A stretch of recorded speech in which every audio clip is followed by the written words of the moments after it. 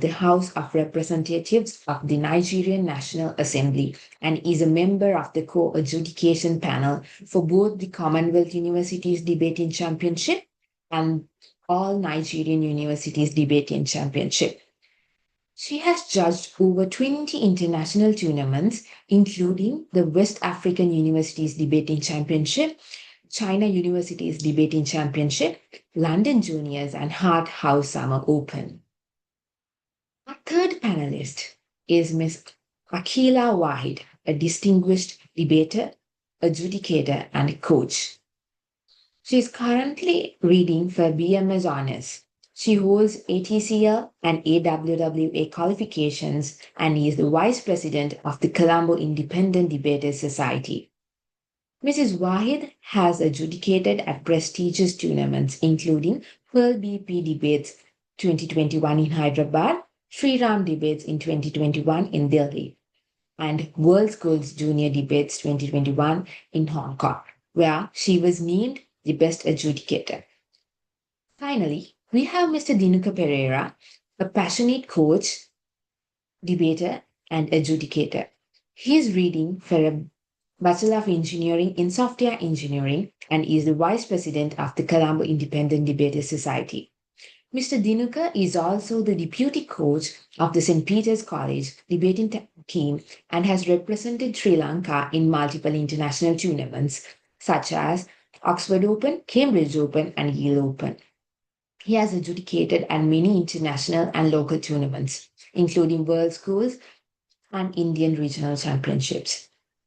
We are truly honored to have all four of them with us today.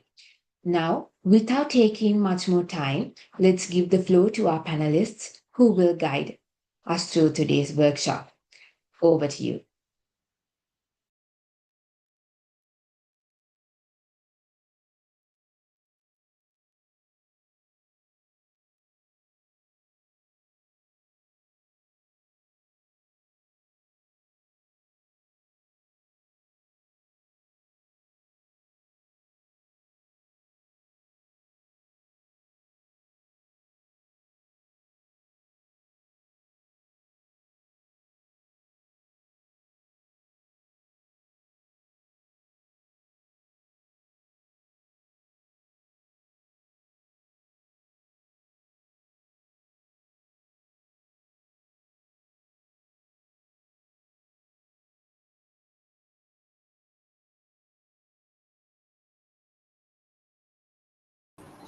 I'm sorry, it's quite unclear which panelist is to start the discussion.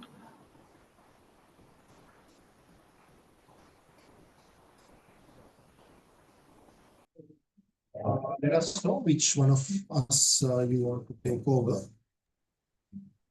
Yeah, it's Mr. Gimhan Surya Bandar, the first panelist. Oh, nice, cool. Right, hope you guys can see me and hear me clearly. If you can make my video spotlight for everyone, I think they should be able to see me. Yes, will do. Right, okay, so happy to see you all. Thank you, Law Students Association, for inviting me. And I've been in the debating field for a long time now, as a debater, as an adjudicator, as a coach, and now while I come into the admin side, I'm organizing a lot of tournaments now. So when we were law students, about like a decade back, when I was a law student in Colombo University, we were just starting to learn debate, these debate tactics and all of those stuff, and learning DP, learning debate tactics, coaching, and all of these things. We pretty much had to, figure most of it by ourselves. We had our seniors helping us out, but like we didn't have platforms like this. So first of all, thank you very much for inviting me, and it's great to see that these platforms are there for the younger generation to learn these things and that be more informed about the stuff that's happening around you, and like different debate formats and all of that. So since this workshop is specifically for BP, British Parliamentary, now we all are familiar with the standard debate formats. We normally call it Asian Parliamentary or World School debate format. But like this, we are going to learn today, the British Parliamentary or the World University debate.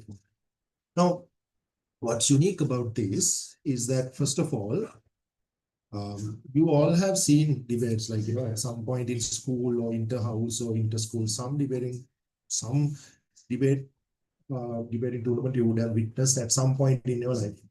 So how is British parliamentary different from all of it? Now, I remember I first learned about British parliamentary debating in 2012 when I was a first year student in the Faculty of Law, University of Columbia. So there was a very prestigious British Parliamentary debating tournament in India, NLS, New Law School Debates. And there was another tournament in India as well, RV Engineering College debating tournament. So Columbia University used to send a team every year for this tournament. And I was in the Moving and Debating Society of Faculty of Law at that time. And I was a junior, so they asked me like, do you want to try this out? And they said this British parliamentary. I was like, how different would it be? Because like I've heard of parliamentary debate format. So I was told that this format is quite unique. You have 4 different teams debating with each other. And I was so curious, I wanted to learn it. And I sort of, right after learning that, I got obsessed with it, like, British Parliament. Which is why even after that, after I became a coach, I wanted to, train my kids to learn how to do BP debating and wanted to have more BP debates in Sri Lanka. Like I founded a couple of tournaments as well. They are still ongoing. Even last week we had a tournament at St. Peter's College. Even in Serious Debater, Serious TV, you see that today, I think today they started the program, Serious Debater, that's in single medium. Even for that, like when they recruited me as a consultant, debating consultant for the program, they told me like they want to try a new format. I was like, let's try the British parliamentary format. Just like, when you really get the hang of it, when you really start following British parliament debating format, like it's so uh, entertaining. It is so enjoyable that you sort of like, if you are a very enthusiastic debater, that this BP debating is something that you tend to be obsessed. Like I myself, I got into that obsession about like 12, 13 years back, and it's still going. So why is it so entertaining? Why is it so special from the usual debate format? Now you see, the normal debating, as so to speak, normal debating, like what you have seen in school, this is normally called the World School Debate format. Now in Sri Lanka, we have a lot of World School debating tournaments happening. Pretty much all the English debating, most of the prominent school tournaments organized, which are endorsed by the Debaters Council, they are done in the World School Debate format. That's the standard debate format for children, for school children. That's why it's called the World School Debate format. And that is followed by several countries in the world, and say that, you perform well in those, then you get selected to the national squad, and then you go to represent Sri Lanka in World School Debating Competition, which is held in different countries in different years. So most of the tournaments organized by my own school, Ananda College. We have the Endempera tournament, and then you have the Vivian Nixon tournament, organized by Ladies College. And you have the Henleys, Lakshman Kadiragama, Stabdi Bandana. So basically, all of these school tournaments are happening based on the World School Debate Format. So, and that's what we do in schools as well, inter-house debate tournaments, where you have 2 teams, proposition and opposition, or rather government and opposition. So, other than that, we also call it Asian parliamentary debate format. So if you heard the word parliamentary, it should be Asian parliament. Then someone is sharing the whiteboard by accident. Okay. Thank you. So you see that in these Asian parliamentary or World School debate format, the key difference is that you have 2 different teams debating against each other. You have the proposition team and the opposition team, government and the opposition. Which you have one team from this side suggesting something, while the other team is speaking against it. So in these kind of debates, what you have to do is you have to show that your side is correct and the other side is wrong. So you have to show that you have to convince the adjudicator to side with your side. It's a matter of like either them or you, right? There's a winner and a loser in a world school debate or a Asian parliamentary debate.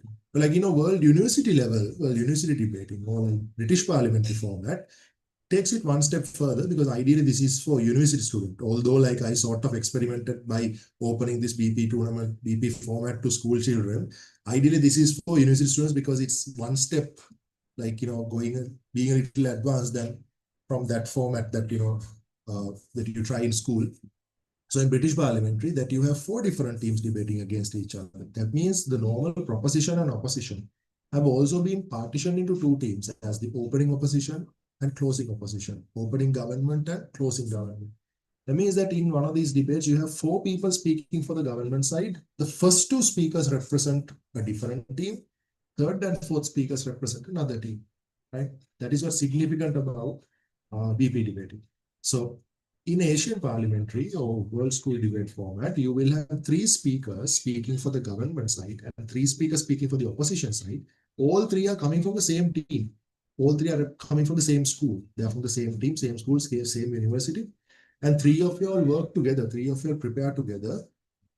And the other 3 prepare separately. And then their team versus your team. One on one. Like one team versus another team. But in British parliamentary, there will be 4 speakers to represent the government side, 4 speakers to represent the opposition side. Within the government side itself, the first 2 speakers are a different team, and the second 2 speakers, the third and fourth speakers are separate team. Okay. Now, to explain with an example, the very first British parliamentary debate I did, excluding the practice sessions, the very first British parliamentary debate I did, in that I was going as a closing government. That means me and my teammate, we represented Colombo University Faculty of Law there. So it was in India. So basically there was a university from Mumbai, if I recall right. It was the University of Mumbai or Delhi. I think it was from Delhi, IIT University Delhi. There was a university that went as opening government, and University of Colombo, we were the closing government. Now, we didn't prepare together, but all 4 of us were speaking for the motion. We were proposing, all 4 of us were proposing, but those 2 came from literally from a different country. They were from Delhi and we were from Colombo. And there was another Sri Lankan team in the debate. They were the opening opposition. So first 2 speakers in the opposition were from Sri Lanka, another University of Colombo team. And then I think the closing opposition was the third and fourth speakers in the opposition were from University of Pune. So which means that we were literally 4 different teams. But 2 teams spoke for the motion, 2 teams spoke against the motion, right? So how does it work? How do you win in that? Now you see, in British parliamentary debating, since there are 4 different teams debating against each other, there is no winner or loser.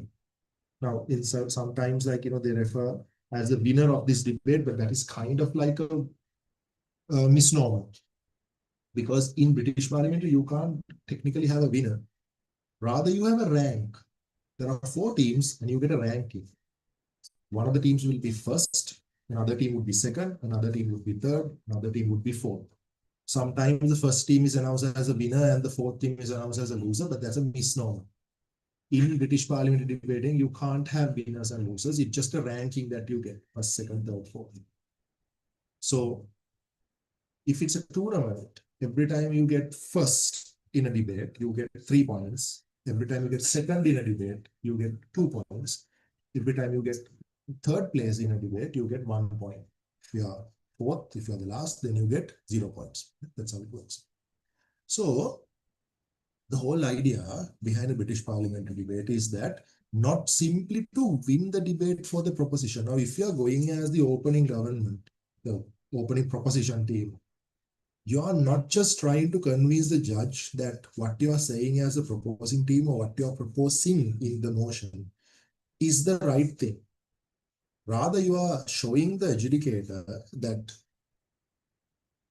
proposition should win this debate because of the contribution we made. Now, you see that in that first ever British parliamentary debate I did internationally, that it was this university from Delhi and university from Colombo, us, right? So in that case, when I was speaking as a closing government, I was trying to convince the judge, look, dear judge, the proposition side should win this debate because of the contributions that we brought as the third and fourth speakers. So it's a matter of like, the four of you all in the proposition side has to attack the opposition together. But while doing that, you need to outshine your own team, your own other bench. You need to show that our side should win, but because of the contributions made by me and my partner, right? So if you think of it as a parliament has a governing side and opposing side, right? So we normally consider the first two speakers, opening people, as the senior members of the government who's sitting in front.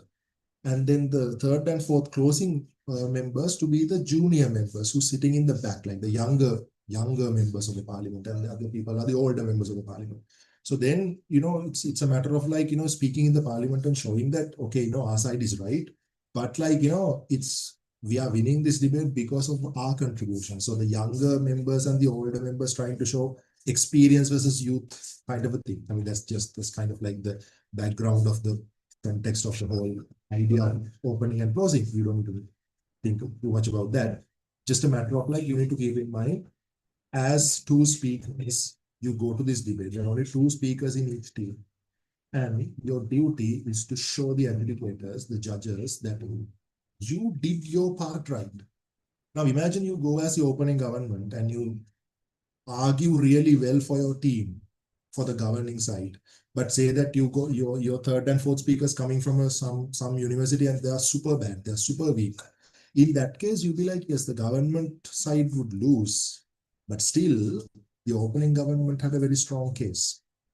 Now, you see, in a normal debate, say that your first and second speakers speak really well for the governing side, third speaker messes up, then the government could lose that debate altogether, right? But here, first and second speakers speak well, third and fourth speakers speak bad, which means the governing side can't win that debate, but still, opening government would be ranked first because they did their job right. Or to put it in a very simpler way, there are 4 different teams. Each team is trusted with a particular duty. And you need to fulfill that duty if you want to win the debate. For example, opening government has a very limited interaction to do because opening government means you are making the first speech of the debate. And then from the opposition, there's another speech coming. And then the opening government second speech. And after that, they are done. You see, there are 2 speeches are coming in the first 3 speeches of the debate itself. And you are only interacting with 1 speech coming from the opposition side. So that means opening government doesn't get a lot of interactions to do. So opening government wouldn't be penalized for not rebutting the other side that much because you didn't get a chance to do it. So the opening government's duty is to lay the context, bring the arguments for the governing side, lay the context for the whole debate, lay the foundation for the whole debate. If you do that, you get points for that, right? And another example, if you go as closing opposition, that means the last bench that you have, which means you are getting the last speeches. You are getting the 6th and the 8th speeches of the debate, right? Which means you are going at the very last, dead last, which means that you don't really have to bring anything new. So a closing opposition bench won't be penalized for not bringing any new content to the debate because you are expected to rebut what is already been brought. So like that, every bench has a specific duty to be fulfilled. Now, this is what you need to focus on, like especially if you're going for a BB tournament, British Parliament tournament, this is what your coaches need to focus on. Getting you to train the specific duty for each bench, right? I mean, like, this is a lot deep. I don't have the time to get into each bench and tell you exactly what needs to be done. In short, opening government has to, set out the platform, set out the background for the whole debate, the foundation for the whole debate. Opening opposition has to make sure they neutralize the opening government stance and bring out the key arguments for the opposition. Closing government has to extend what the opening government brought and make sure that they rebut opening opposition's case, while closing opposition has to make sure that they rebut whatever that is remaining and they extend whatever that came from the opening opposition end. So it's a little more complicated than that. I'm just give it to you in a nutshell. So each bench has a specific duty. So as long as you do that duty, it doesn't matter whether you win the debate or not. Now, even as adjudicators, when you're adjudicating, when you're judging a debate, in a normal world school debate or an Asian parliament debate, there are two sides speaking. It's just a matter of which side makes more sense. But in British parliament, you need to listen to all four benches and see which side does the justice to that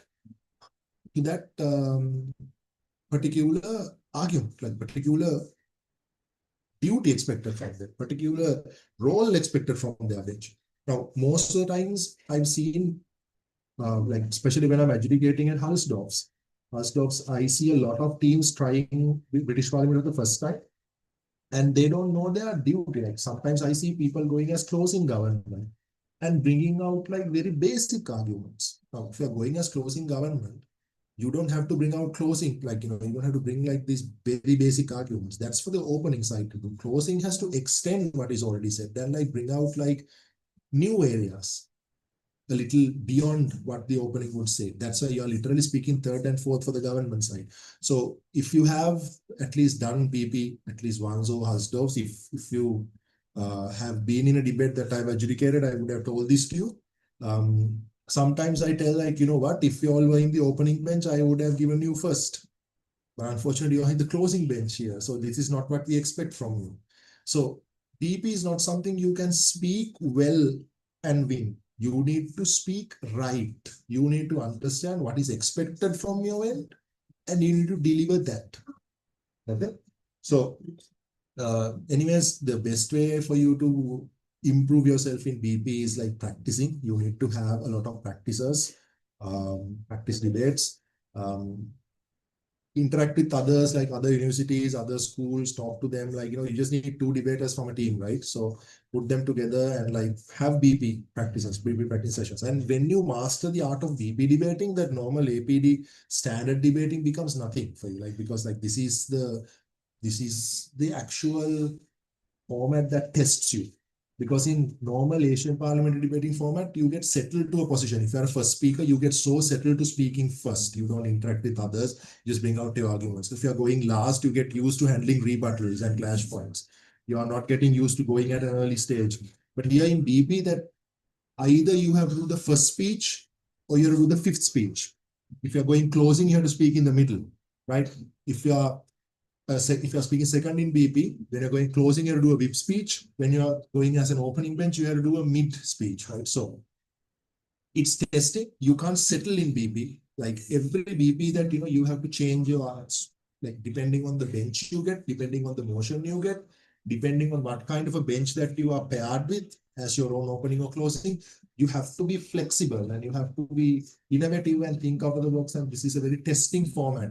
And if you want to be a good debater, or like you all are the Law Students Association, if you want to be a good lawyer, this is an ideal format. So you've joined this workshop, which means that you all are interested in learning BP. So please continue this initiative, and hope to see you all again and have another session like this in tournaments. Hope to see these faces. And I have other panelists as well, and I think one of them will tell you about how adjudicating works. So pretty much all of them, they are my colleagues. One of them is Esther from Nigeria. Now you see, last year we went to Commonwealth Universities Debating Championship. That was a BP tournament. So for that, the CAP team, the co-adjudicator panel, that they chose one adjudicator from each continent. So they chose me from Asia and they chose Esther from Africa. So we both were deputy chief adjudicators in that CAP team.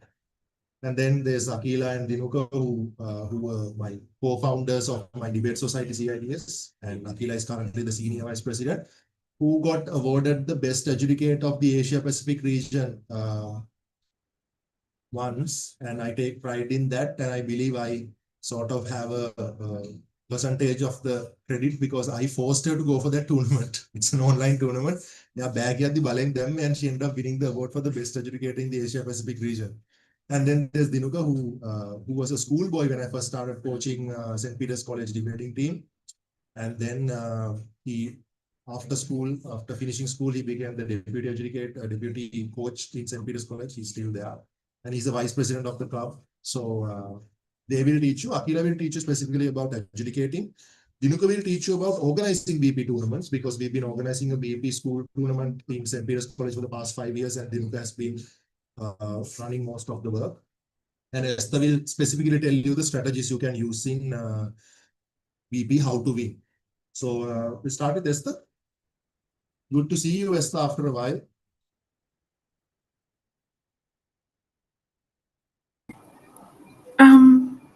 Hi, Guillaume. It's nice to see you too. It's been a while. I think it's been over a year I saw you since Rwanda. Hi, everyone. It's evening time here, or rather afternoon time. It's about 3 p.m. Good afternoon. I know it's evening time in your end. Good evening. I am Olamide Esther. I am from Nigeria. I have been a competitive debater since I think 2021. So it's been 4 years debating, and I'm glad that I'm here to talk about my experiences about um, how to be good with PP debating. Um, I- Sri Lankan debate circuit is very important to me because that was the first international circuit that I got involved with. I think then I was still pretty much a novice, just getting into this space, and I met Sir Gingham, and I met quite a number of people. Aside from Akila, I don't think I can say anyone else on the call. And it was one of the most wonderful friendship I ever made in the debate circuit. Most of those friendships are still standing strong till now. I look forward to a time where I would find myself in Sri Lanka, or where I would see some of my Sri Lankan friends in Nigeria. I hope a time comes where that can happen. Yeah, so I am not going to be taking too much of your time. Sir Giham did a whole lot in terms of explaining what British parliamentary look like and how British parliamentary ultimately works. What I'm here to do today is to tell you, or to talk about, how you can succeed as in British parliamentary, as the case might be. When I was told that I'm going to talk about that topic, I had difficulties trying to see how I can compress it into something that can last for just few minutes in a session. So that being said, I am going to give quite a number of caveats. This session, or this how to be good at BP, is a process. It is not something that you just listen to a session this evening and you think that you're ultimately a good debater. No, you have to continuously show up. I think Giham talked about how you should participate in spar rounds, spar sessions. It's a progress. You can start by understanding structure, then from structure you move on to strategies, prioritization. A lot of facets that exist within BP that you cannot just understand in one day. Like, it's been 4 years into me debating, and I'm still learning some things. I'm still trying to get better at some aspect of my BP career. So yeah, this is the first thing I'm going to say. So when you go to a tournament tomorrow, you shouldn't say, she taught me, or she talked about being a good BP. I practiced everything she said and I still lost the round. You should know that even losing a round is part of the process at getting good as a BP debater. The second thing I'm going to say is everything I am going to share right now is going to be from my personal experience. The unique thing about BP debating is it's highly subjective, especially in terms of how you get to grow or how you tend to get better. Everyone has different stories. My story of how I got better is different from Sir Gingham's story. It's probably different from Akila's story. But there are core things that you always see most debaters that you get to know around the world today doing. It might differ in terms of minute details, but I'm just going to share the core idea. But it is still left to you to pick out the minute details that work for you and how you can utilize it to get better. So, the strategies of being a good debater, a good BP debater, from my perspective, are shared into three ways. What do you do before a tournament?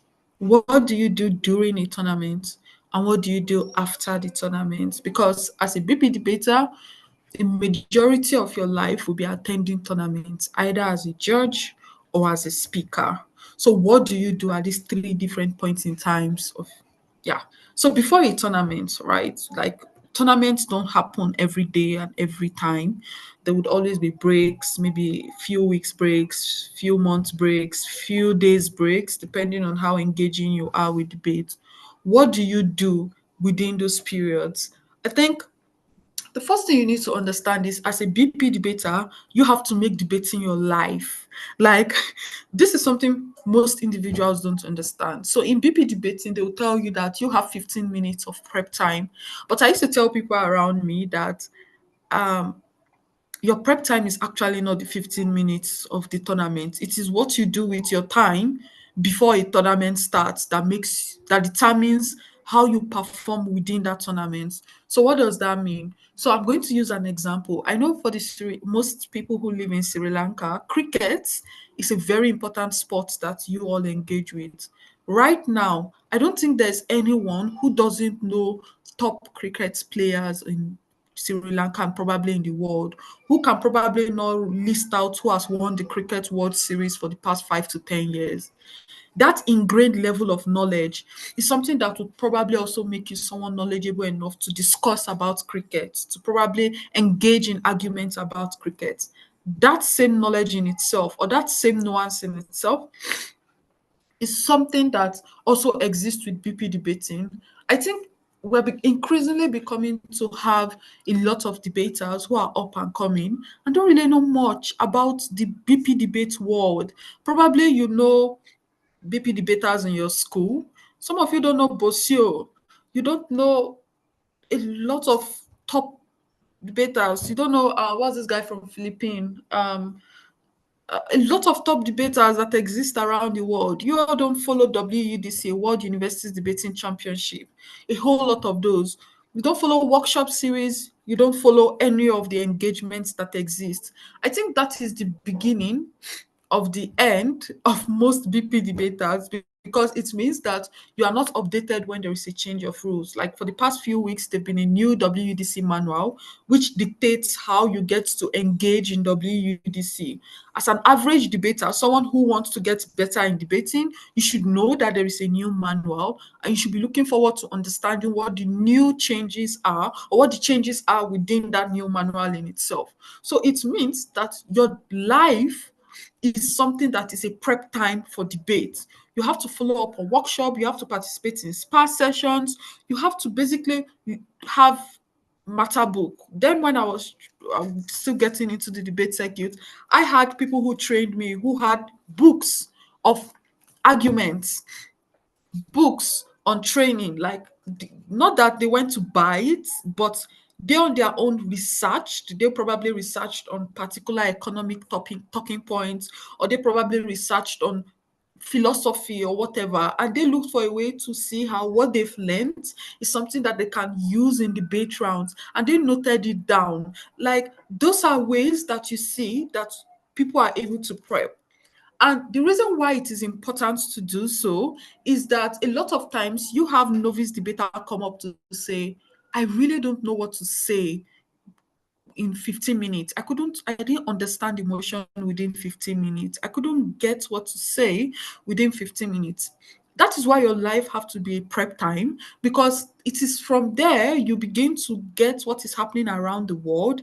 It is from that prep time of outside your 15 minutes you begin to understand nuances. When you begin to listen to past debates that are recorded on YouTube, that is when you probably know possible arguments that can be made for probably philosophy debates or whatever form of debate you might probably have. This is something that is very important because it gives you an edge when the 15 minutes prep time comes, where you have to prep with your partner, because you are not coming from a point of you know nothing, but you're coming from a point of you know a lot and you're trying to see which one works for that particular debate. Personally, I really don't have the time or the energy, to be sincere. I can be a very lazy person to begin to research and begin to make case files and stuff like that. Luckily, there have been some top debaters around the world who have shared case files on Facebook. I try to engage with those. But personally, what I do is I realize I'm more of a listener. So I try to listen to podcasts from The Economist to Philosophize This to New Ideas by BBC to the New York Times. Like there is down to even watching late night show, the last weekend show, all these, whether comic or serious news channels. I try to listen to them to see the point of view people are having concerning key issues that are occurring within the world. Because you need to realize that by the time you will get to a tournament, everything that would be said or every argument, every motion that will be set in that tournament would most likely be based on trending issues that are occurring within the world. Like if I am to be a cap in a tournament right now, I'll probably be seeing how I can set motions for people to discuss something that is existing, probably about Israel and Gaza, because that's one of the trending things that are happening in the world right now, or about Donald Trump and what he's doing in the USA, or about Sudan, or about the Rwandan genocide. Like these are trending issues. Or, for example, the China-Taiwanese conflict, or the Gen Z protest that is happening right now. The reason I'm able to know a whole lot about this, even though most of these things are not occurring within Nigeria, is because I keep up with the news. I follow up on trends. I listen to discussions people are having either within the debate circuit or outside the debate circuit.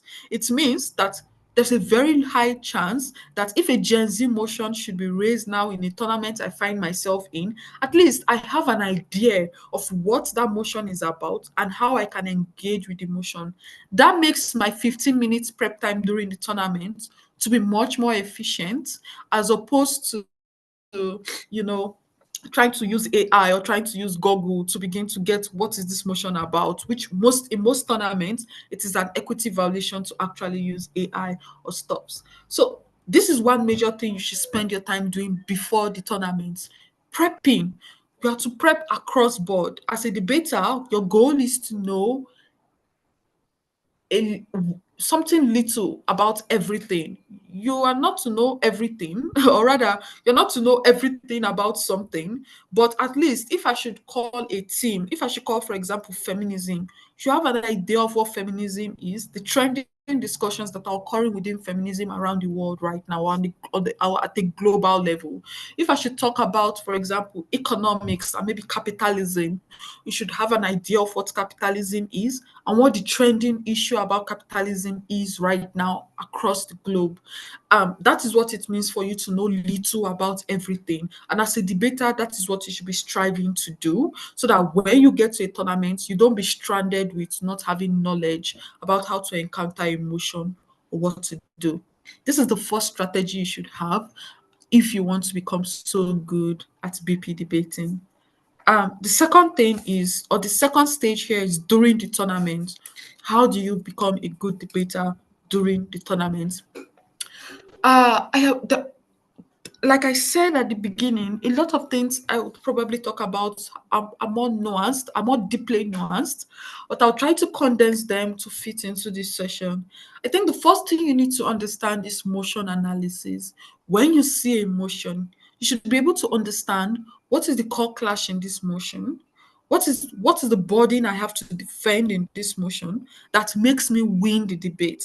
So, for example, if you see this house would legalize abortion, for example, I think the first thing that comes to your mind is this debate can only be happening in a world where abortion is banned. So, for example, this debate can, if your opponent comes up to say this debate is happening in somewhere like maybe a state in US where abortion is legalized, then you begin to ask yourself, why are we having this motion? And that is the beginning of your rebuttal for you. So it means that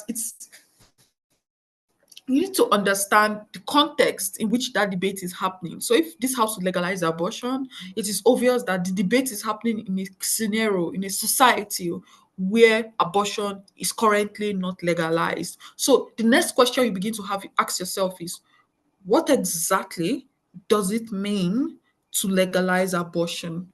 Again, things you've read in the past, news you've listened to in the past, protest you've watched, you've paid attention to in the past, is what to give you an idea as to how to argue what abortion should look like or what the legalization of abortion should look like. But the next thing is you should always pay attention to the action word.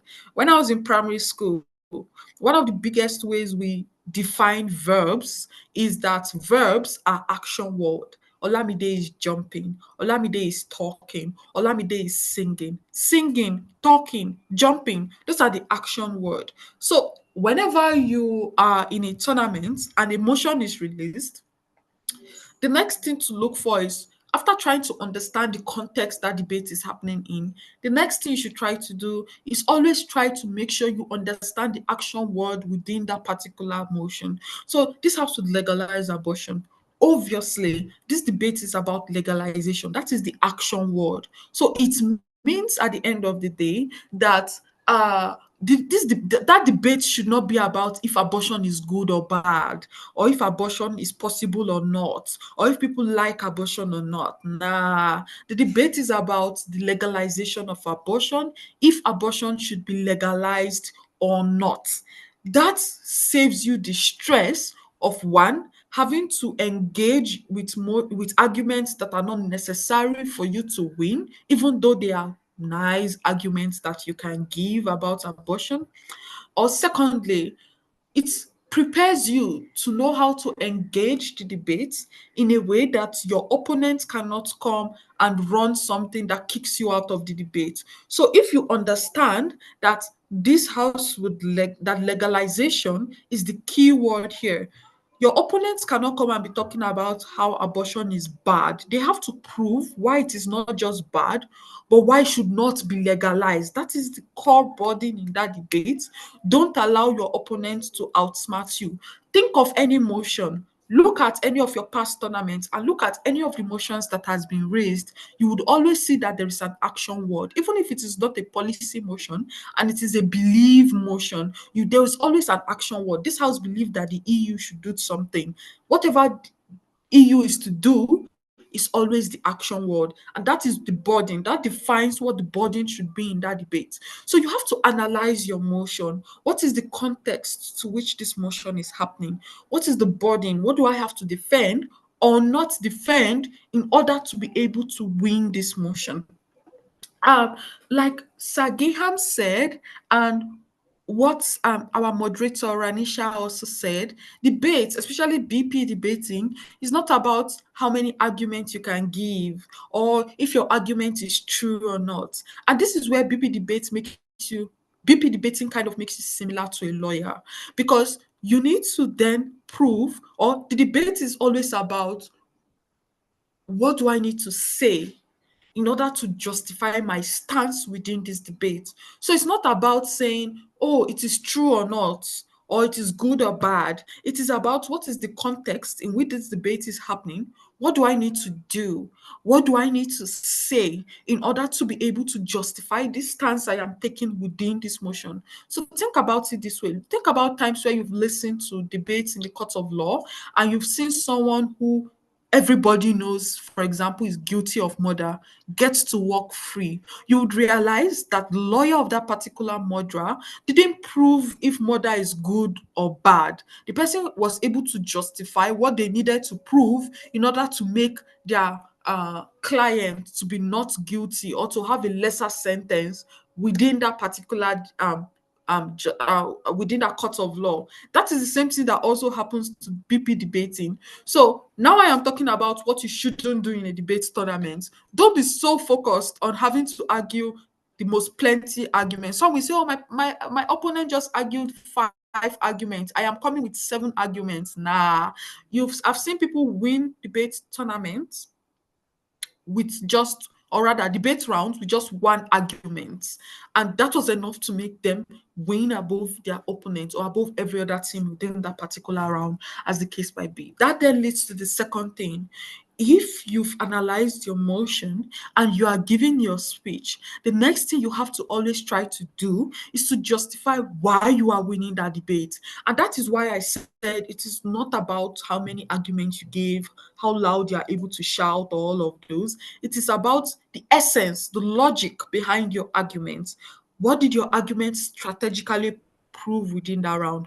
And why did what you prove, or why is it that what you proved is something that is very important within that particular round? That is what we call weighing and comparison. You have to compare. I said this, CG said this, or I said this, OO is probably going to say this. I said this, and CO is probably going to say this. But this is why what I said is very important within this particular round and should win me the round. That is what we call comparisons and then weigh up. You have to explain why whatever you said makes you win. Considering the fact that debate tournament, BP debating has 4 teams, 2 teams on a bench. So it means you and your opening or you and your closing can probably be running very similar arguments. It comes quite important. In fact, it has to be similar arguments because you are both taking the same stance. For example, OG and CG in a this house to legalize abortion is both taking the stance of abortion should be legalized. So it means that the two of you at a point in time in a very, very ideal debate can be arguing the same thing that leads towards the legalization of abortion. How do you then prove that you should win, not just above your opening, not just above, OOCO, but above your opening or above your closing if you are OG? How you are able to prove that is when you begin to compare and prove why whatever you say is important within that particular round. So I proved that legalization should occur due to economic reasons. Opening probably proved based on women rights. I am proving based on economics. This is why we should care more about the economics lens or the economics perspective than women rights or than whatever perspective comes from the opposition side. That is something very important. There are quite a number of things we can talk about that you need to do within a tournament. Prioritizing your arguments, strategic prioritization, doing things like preemptive rebuttals, role fulfillment, a whole lot of those. But I think that is something that intuitively you can probably get when you begin to spar, when you begin to prepare before tournament. Something else I'm going to talk about that you should do during your tournament that works for me, you can look for other alternative, is to record your speech or keep your prep sheet. So for example, this past weekend, I was in Lagos, in another city in my country, for a British parliamentary tournament. I made it to the finals and I just got back home. I recorded every of my speech through using my WhatsApp. I have someone who is a very close friend of mine. For every time I have to give a speech, I send a voice note. The voice note is always my speech. So it means I record my speech. I keep my prep sheets. Most of the time I prep on my laptop. If you open my laptop, you will see different folders for different tournaments, and everything there is my prep sheet. Why do I do that? A lot of times you have Eureka moments in tournaments.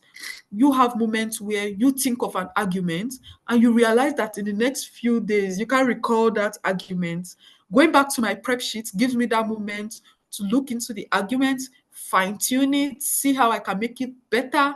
Look at the flaws, the potential rebuttals that can come from that argument, and how I can build that argument to make it better.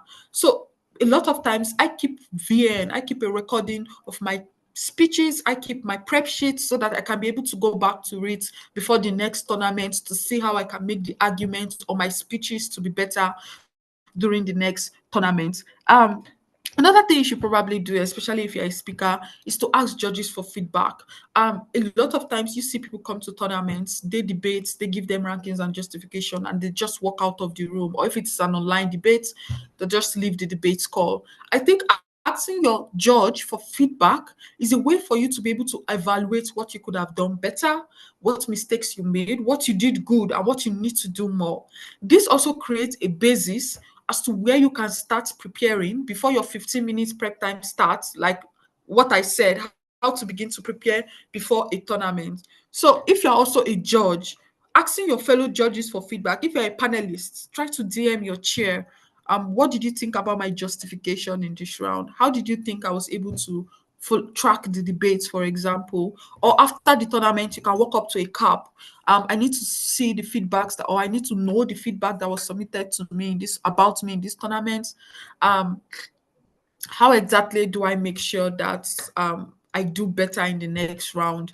This form a baseline, or this form the foundation that you begin to use to prep for the next tournament. Because a lot of times I hear people ask me questions of, how do I know where to start from when I'm beginning to prepare for a tournament? And the only way you can have a basis is when you've attended a tournament, you get a record of your flaws, your speaker points. When they release the tab, you see your speaker points. When they release rankings, you got first, second, third, fourth. When you listen to your VN, oh God, I was not structured with this speech. Those are things that makes you have a baseline as to what to go and research or what to do better when you are prepping for the next tournaments. This leads to the last part that I'm going to talk about, which is what after the tournaments, what do you do? What strategies do you take to make you a good debater? I think I've already said the majority of them when I was talking about what to do during the tournament. Um, yeah, I think the first thing is to rest. Tournaments can be very stressful, especially if you have to travel from your city to another city, even when it's online sometimes, and it's probably an international tournament. You can be debating at a time zone that is in the middle of the night for you, or you can be debating at a time zone that made you have to run out of your class to go and quickly debate in your toilet or somewhere before you get back to class. It can, a lot of time, it can be stressful. Even if it's not physically stressful, it can be mentally stressful. An average debate tournament would have 3 to at least 2 rounds in a day. In most very tightly packed tournaments, you have 3 rounds in a day. That is a mental stress. Having to talk, at least for most individuals, they get back and they are so tired. So it just makes sense that you should rest. It's good for your health. It also gives you an ability to relax and be able to objectively look at your performance in a particular tournament. The next thing you should do is to take a restock of your, you know, participation in that tournament. Did that How was this argument when I gave it? I listened to this argument in this particular debate. I tried to recreate it here. Did I recreate it well? Did I fine tune it in a way to fit into the debate? That is when you can begin to listen to your speeches, begin to read your prep sheet again, begin to take note of flaws you currently have and where you think you should probably work on. Then you can as well reach out to your coaches or people who are your mentors. Like, I can decide to reach out to Sir Giham now and say, oh, Sir Giham, I came fourth in a particular round because I gave this argument. What do you think I should have done better? I can reach out to Aquila and said, I judged this round and I didn't break, or I judged this tournament and I didn't break. What exactly do you think I should have done in order to make me be the best judge in the next tournament I'm going to judge? These are things that you should try to do. Talk. You don't even need to reach out to someone ahead of you. You can even reach out to your peers. Like, you find a teammate or a friend who gave a very good argument. You can ask them, how did you come up with this argument? Which podcast do you listen to? Stuffs like that, for you to be able to also grow as a debater. Debate is a sport that comes with socializing. You have to not be enclosed. You have to understand how it means to connect with other people. Spa, watch workshop videos. There are a lot of debate materials that exist online on YouTube. You can just browse it out on Google and you see a lot of materials come up from across the world, from Canada to Asia to Nigeria to Africa. Like, you see a lot of tournament videos, a lot of workshop videos, a lot of written materials about different aspects of debating. People even have blog posts about debating. You can go to WordPress, you can go to Substack. You see a lot of things that people have done about sharing their debate ideas and materials. There are a lot of debate material and podcast also, debatable. In fact, it ranges from very high skilled debaters to debate materials for just novices, people who are just coming up. So basically, explore, exploit those particular materials as the case might be. Like, for example, there was a period I noticed that debaters from Philippines are very analytical. I made sure that I attended a lot of Philippine tournaments so that I could really understand how they do their analysis. And I went to go and watch a whole lot of debate materials, particularly by Philippine moderators so that I could understand what they think about when they come up with some of the analysis they used to beat me in rounds. And that was why I got comfortable, or that is how I got comfortable with the amount or the level of analysis I now give in debate tournaments. There was a time I also noticed that there was a type of structure that Western debaters have. That's debaters that comes from maybe Europe or Canada or US. I tried as much as possible to pay a lot of attention to debaters who comes from those regions to understand what was the rationale or how exactly did they do their structure. Of recent, I had a very good debate friend who is very good at giving whip speeches.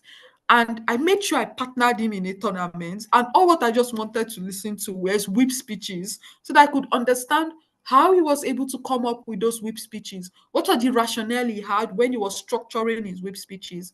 And lucky me, I attended the tournament I just attended. And one of the key highlights of the tournament was the commendations I got for my whip speeches. And I was like, yeah, I've mastered the art of giving my whip speech. So basically, you have to try to engage not just within your country or within your circuit, but across the country.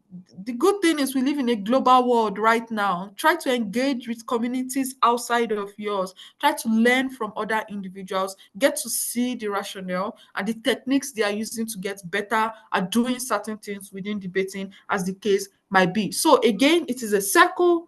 This is you after the tournament preparing for another tournament, and then you are in the tournament, and then after the tournament you are preparing. So it is kind of like a circle, and that is what makes your life a life of a debater, a life of a strategically good debater. That brings me to the end of what I have for you today. I always like engaging with debaters from across the world because uh, it made me know it made me know a lot about uh, the world I live in, and it just generally made me someone who gets to understand culture, which is something I don't take for granted. So you can always communicate to me. That number is my WhatsApp. Oh, I sent it to Aquila directly. So sorry about that. um, Let me copy it.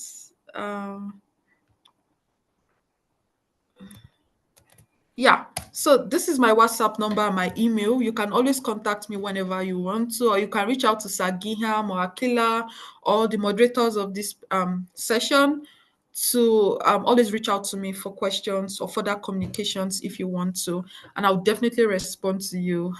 Engaging in debate spaces is always something that I really, really love. And I'm still saying it. I hope in the nearest future I get to find myself in Sri Lanka in a debate tournament. It will be wonderful to see.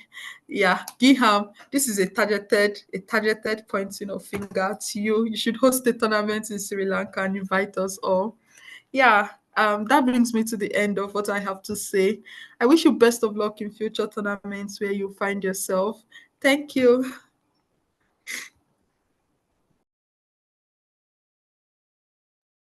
Akila, you can take over.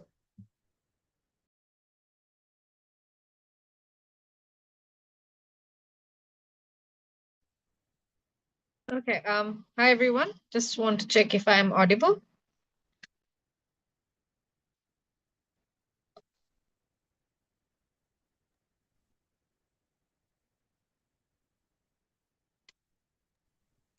Yes, you are. Okay, cool. Thank you. All right. Good evening, everyone. I hope you all are having a fruitful session today. That was quite a lot of information that you all have had so far. First of all, huge thank you to the Law Association of Sri Lanka for the invite. And yes, I have, Sir Gimhan, you have a part to play with what I've accomplished so far, especially when it comes to the debating career that I've had. And in this circuit, I've had the pleasure of making friends who I'm still close with, and we met 4 years ago. Esther being one of them, and so many friends that we have. I mean, this is a very close knit family, and I'm proud to be a part of this family. And yeah, so anyway, so my part of today's session is to focus on how to adjudicate BP debates. and how it is different from APD or even the WS, the World University Debating Format or World Schools Debating Format, and how to tackle that difference. Now, Gimhan sir and Esther have already gone through how to tackle a debate in particular, that is how it has four sides and how as opening government what you have to do or closing government what you have to do. So I'm not going to go through that. What I'm going to teach you is, what I'm going to discuss today is mainly how to adjudicate. So first and foremost, as an adjudicator in general, across all formats, you have to remember that you cannot use your own thoughts or your own perspective to adjudicate. You have to go in with the average knowledge of an intelligent voter, right? So this is where you are aware of all the general things that happen, but you cannot use, if you are, for an example now, all of you are students of law. So in case the debate is on a format, on a law motion, you cannot use your specialized knowledge of what you learned in law to adjudicate the debate. You have to accept what the debaters tell you. So you can go in with, we call it the average intelligence of a, an average intelligent voter's knowledge. Okay. I'm going to cover four things in my, I'm going to concise it to four small sections. First thing is what an argument looks like, how to listen and take notes, then how to compare the benches, especially when it comes to opening and closing, and finally how to give the decision, right? So first and foremost, an argument. An argument has four principles, right? First thing is you have to see what the claim they're making is. What are they trying to say? Number two, the mechanism. What, why is it true? Why is what they're saying true? Right? Number three, the impact. Now, if why does it matter? Right? And number four, the comparison. Why is what they're saying better than the other team? So they have to mention this. And this is what even Esther stressed on, the comparison. You have to bring in that comparison. So if one of these four sections, either the claim, the mechanism, the impact, or even the comparison, if either of this is not there, it makes the argument weaker. Not that it negates the argument altogether, but it just makes the argument weaker. If an argument that, or if a constructive has all four of this, it is it is a good constructive that is well rounded. The second section that I want to touch on is how to listen and take notes. And this is one of the most important sections as an adjudicator, right? It's more than your ability to speak or even give the decision, it is your ability to listen that counts. So since you are adjudicating four teams at once, I suggest you fold your paper into four and basically divide your paper into four so that you can have your notes in one place, right? So if you're using a paper, or if not, if you are using your laptop or an Excel sheet, make sure that your notes for all four teams are side by side so that you can compare all four. The main reason is, the main purpose of this is that you have all the notes that you can compare the teams side by side, right? First thing is, we are judging them as a team, right? So two speakers from each team. Yes, we have individual speaker scores, but it's not about who said what, but it's more about what did the team say. Because here we have to see that, the speakers don't contradict each other, that both speakers are basically saying the same thing. Because this certainly happens in some debates where one speaker comes and gives one premise and the second speaker comes and gives a totally different premise where they're contradicting each other. So this negates the entire argument altogether, right? So you are judging them as a team itself, right? So make sure that you focus on what they are saying as a team, what their co-clash is, what is this whole debate about. Okay. For an example, if you take the motion of this house would ban private schools, right? Very simple motion. The co-clash would be, first thing is, would this increase equality in education, or would this bring down the quality of education altogether, right? So that would be the co-clash on both sides. So you have to see, make sure that the co-clash, you have to have a co-clash in a debate where the teams have to go head to head. Only problem here is it's not two teams going head to head, it's four teams going head to head, right? So first thing that you do when you are deciding a winner is you pick a bench if you can, right? Sometimes, very rarely, you don't really have a bench. You can't say that Gov won or Op won. It's also mentioned that it's not about a side winning, it's ranking. You have first, second, third, and fourth, right? So most of the time, since the arguments that they bring tend to be similar, since they are debating the same side of the motion, you can sometimes say that the opposition did better than the proposition, right? Or that the proposition did better than the opposition. But more than that, you have to also then decide which side of the proposition did better than the other. Was it the opening benches or was it the closing bench, right?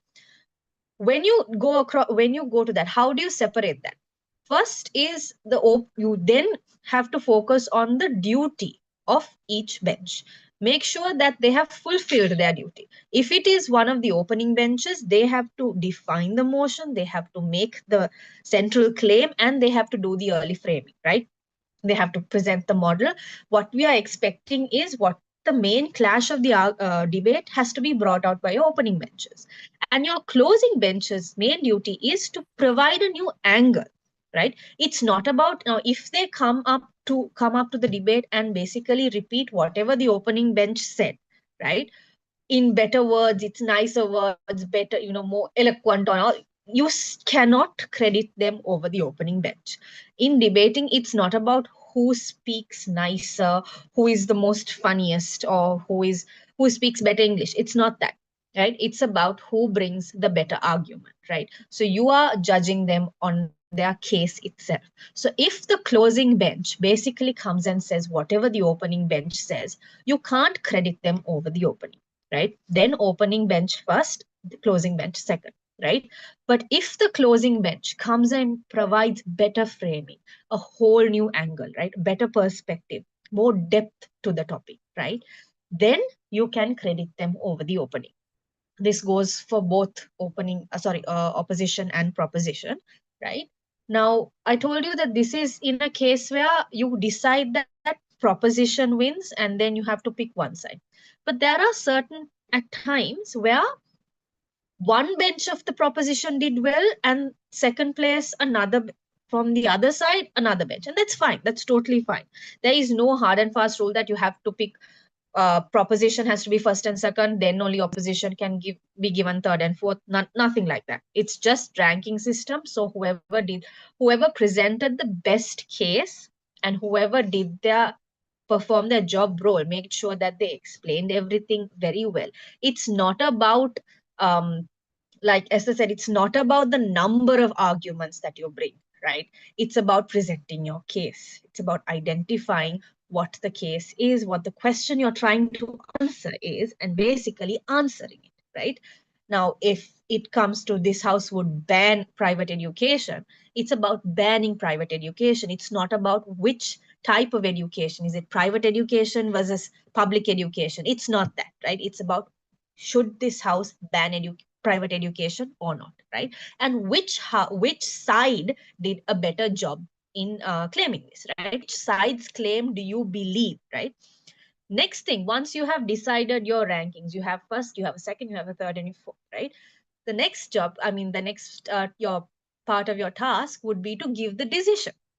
And this is something that every debater waits for, especially in a BP debate where you have 8 speeches, 7 minutes long. It's almost close to an hour long debate.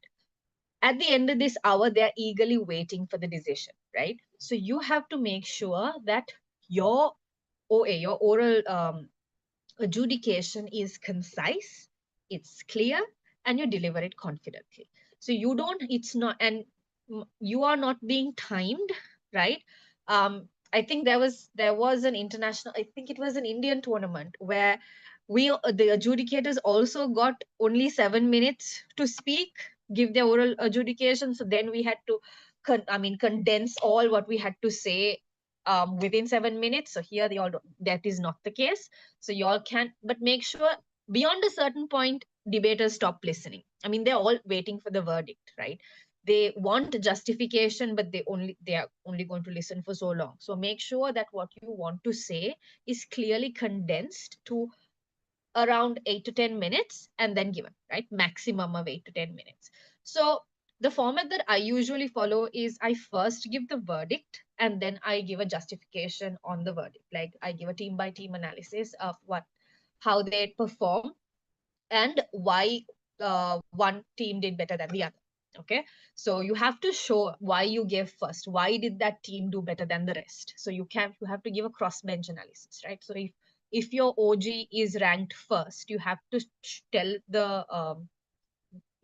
the house as to why they ranked better than why they ranked better than CG, and then why they ranked better than OO, why they rank better than CO, right? You have to give a cross-bench analysis to show why they did better than the other teams, especially when it comes to university debating, where BP debating is not something unusual. It is, I mean, this is the norm, right? You mostly find BP debates in the BP format. So make sure you do a cross-bench analysis. For this, you have to make sure that you are listening to the debate intently. You cannot lose focus.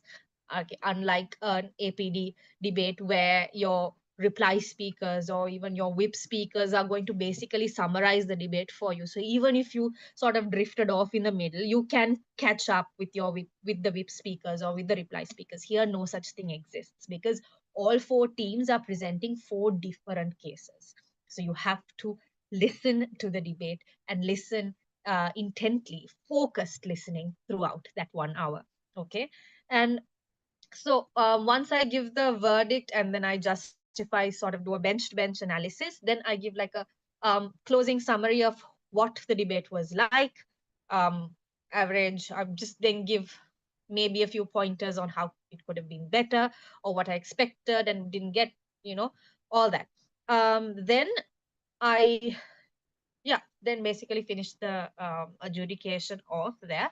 And now when it comes to the justification, I don't go into individual feedback because of the time constraint. Now usually a debate, now since we have about 5-6 rounds, depends, 5-6 preliminary rounds, and each sometimes you have a day with 2 rounds, sometimes you have a day with 3 rounds, so they are already on a tight schedule. So you don't want to be that adjudicator who takes up half an hour to give their oral adjudication, right? So in that case, you can give the justification, and like Esther said, if the team members want personal feedback, you can always leave. If it's an online debate, you can leave your contact number if you're okay with it, for them to reach out for personal feedback later on. Send the rest of the teams back to the main room. Okay, this way you are only addressing, you're not wasting your time, you're not wasting their time. And there will be some, I mean, in every debate, every round, actually, there are debaters who want to improve themselves, and that's the whole point. There's a reason why there's 5 rounds, 6 rounds, 5-6 preliminary rounds, okay, to better yourselves at the end of each round. So there will be debaters who want feedback from you, so make sure you take notes well. Everyone has their own way of taking notes, so I generally write down one thing that I think Sagimhan told me at the very beginning 4 years ago was the adjudicator's role is similar to that of the last speaker. So you're basically writing down everything that's happening in the debate. Okay. So when I'm writing down, obviously I don't have time to like break it down in detail and write every single word that they said, but I will write down the core of what they said, core of what every person said, so that I can analyze the debate at the end of it. Because if we don't write down everything what they said, and if we think that we will remember what they said, okay, 1 hour later you are going to miss points. Okay, 1 hour later you won't remember what your opening benches said.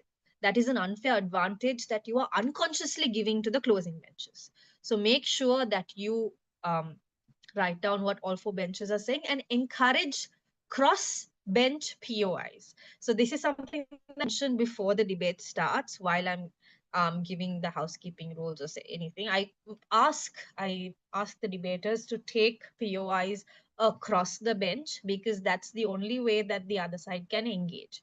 When the opening benches are speaking, the closing benches are just silently seated there and waiting.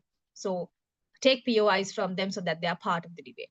Similarly, when the closing benches are speaking, I ask them to take POIs from the opening benches so that they are also part of the debate. Otherwise, they're just that lost soul seated and doing nothing during the debate.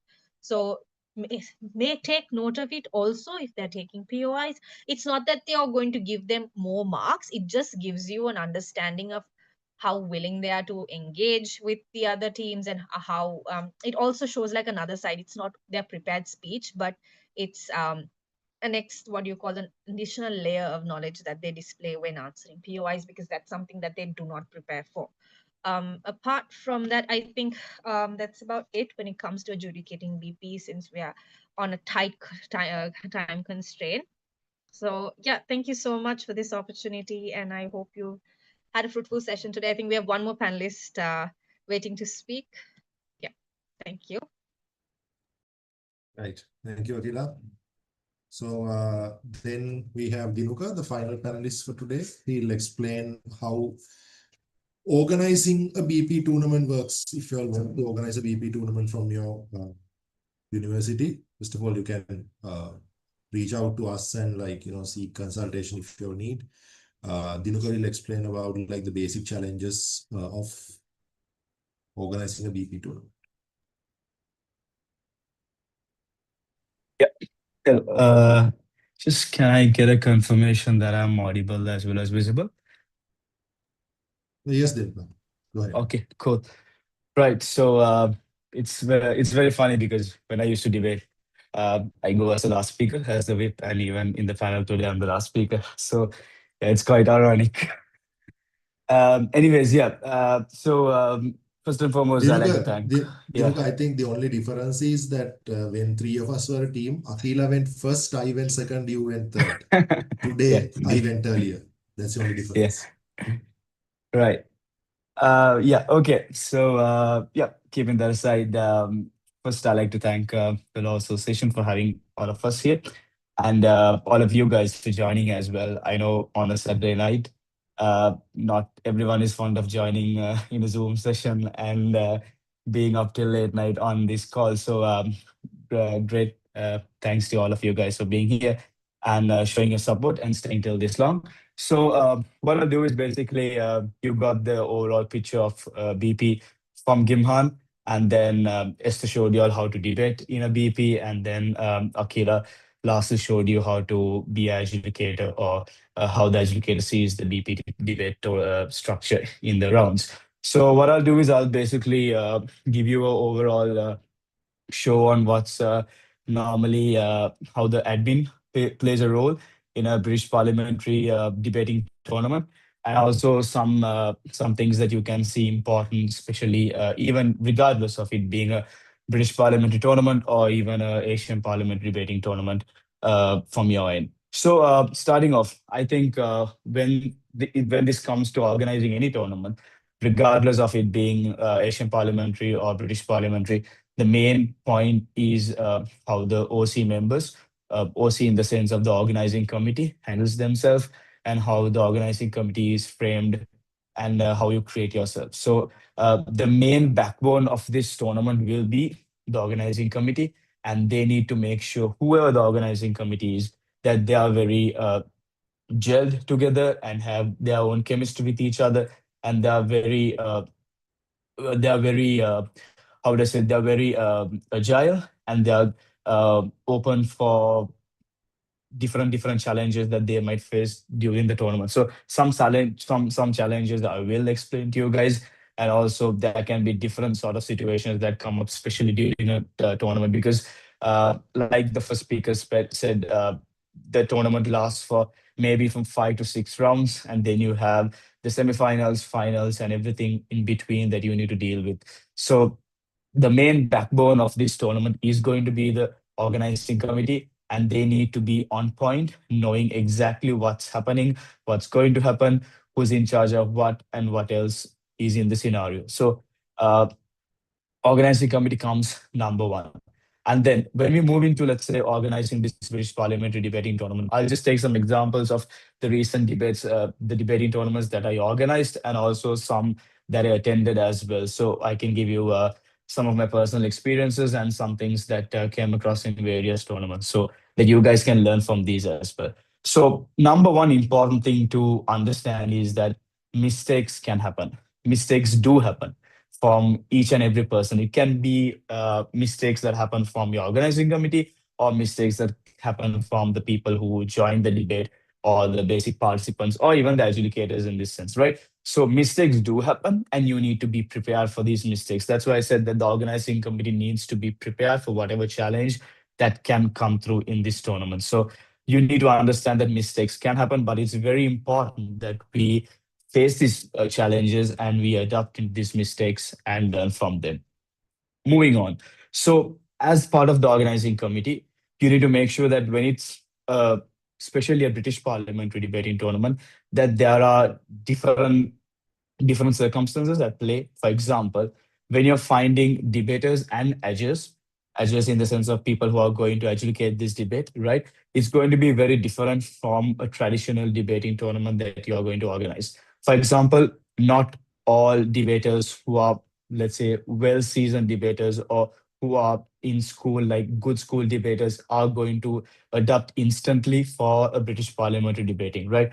You see this prominently when we organized last weekend, when St. Peter's College organized their British parliamentary debating.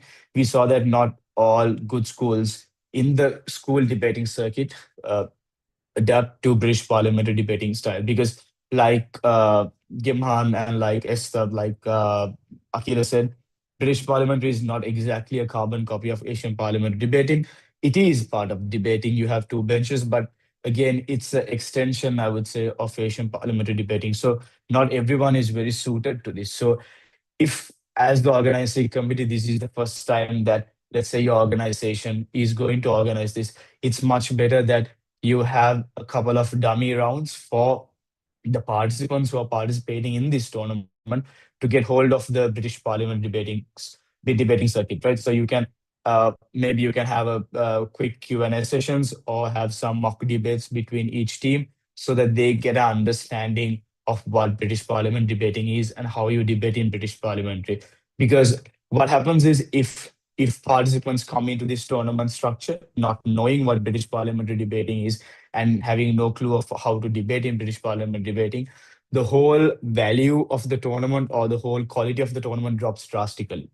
Right. So that's actually something that you would not want from the organizing committee, right? Because if you're organizing something, you know that you guys put your heart and soul into it, and you want the event to be a success, right? The finals to be success, and each round to be success. So because of that, it's part of, I wouldn't say it's a must to do, but it's part of your responsibility to make sure that the participants are well aware of this tournament. Because, for example, if you're organizing an Asian Parliament debating tournament, it's very, something that's always occurring in schools, right? Because these schools have their own interclass tournaments, their own inter-house tournaments, or inter-school tournaments, and they all know how the Asian Parliament system works.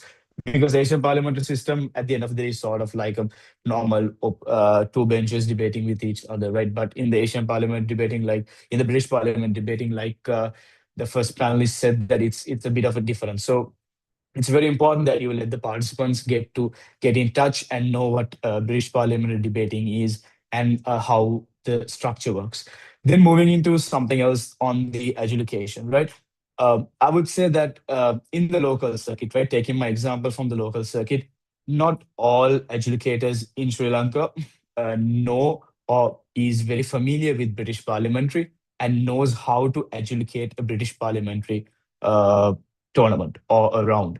Because, like I said, again, like the previous speaker said, it's not the same thing. We have the opening benches, and then we have the closing benches. So all educators are not very familiar with this structure of debating.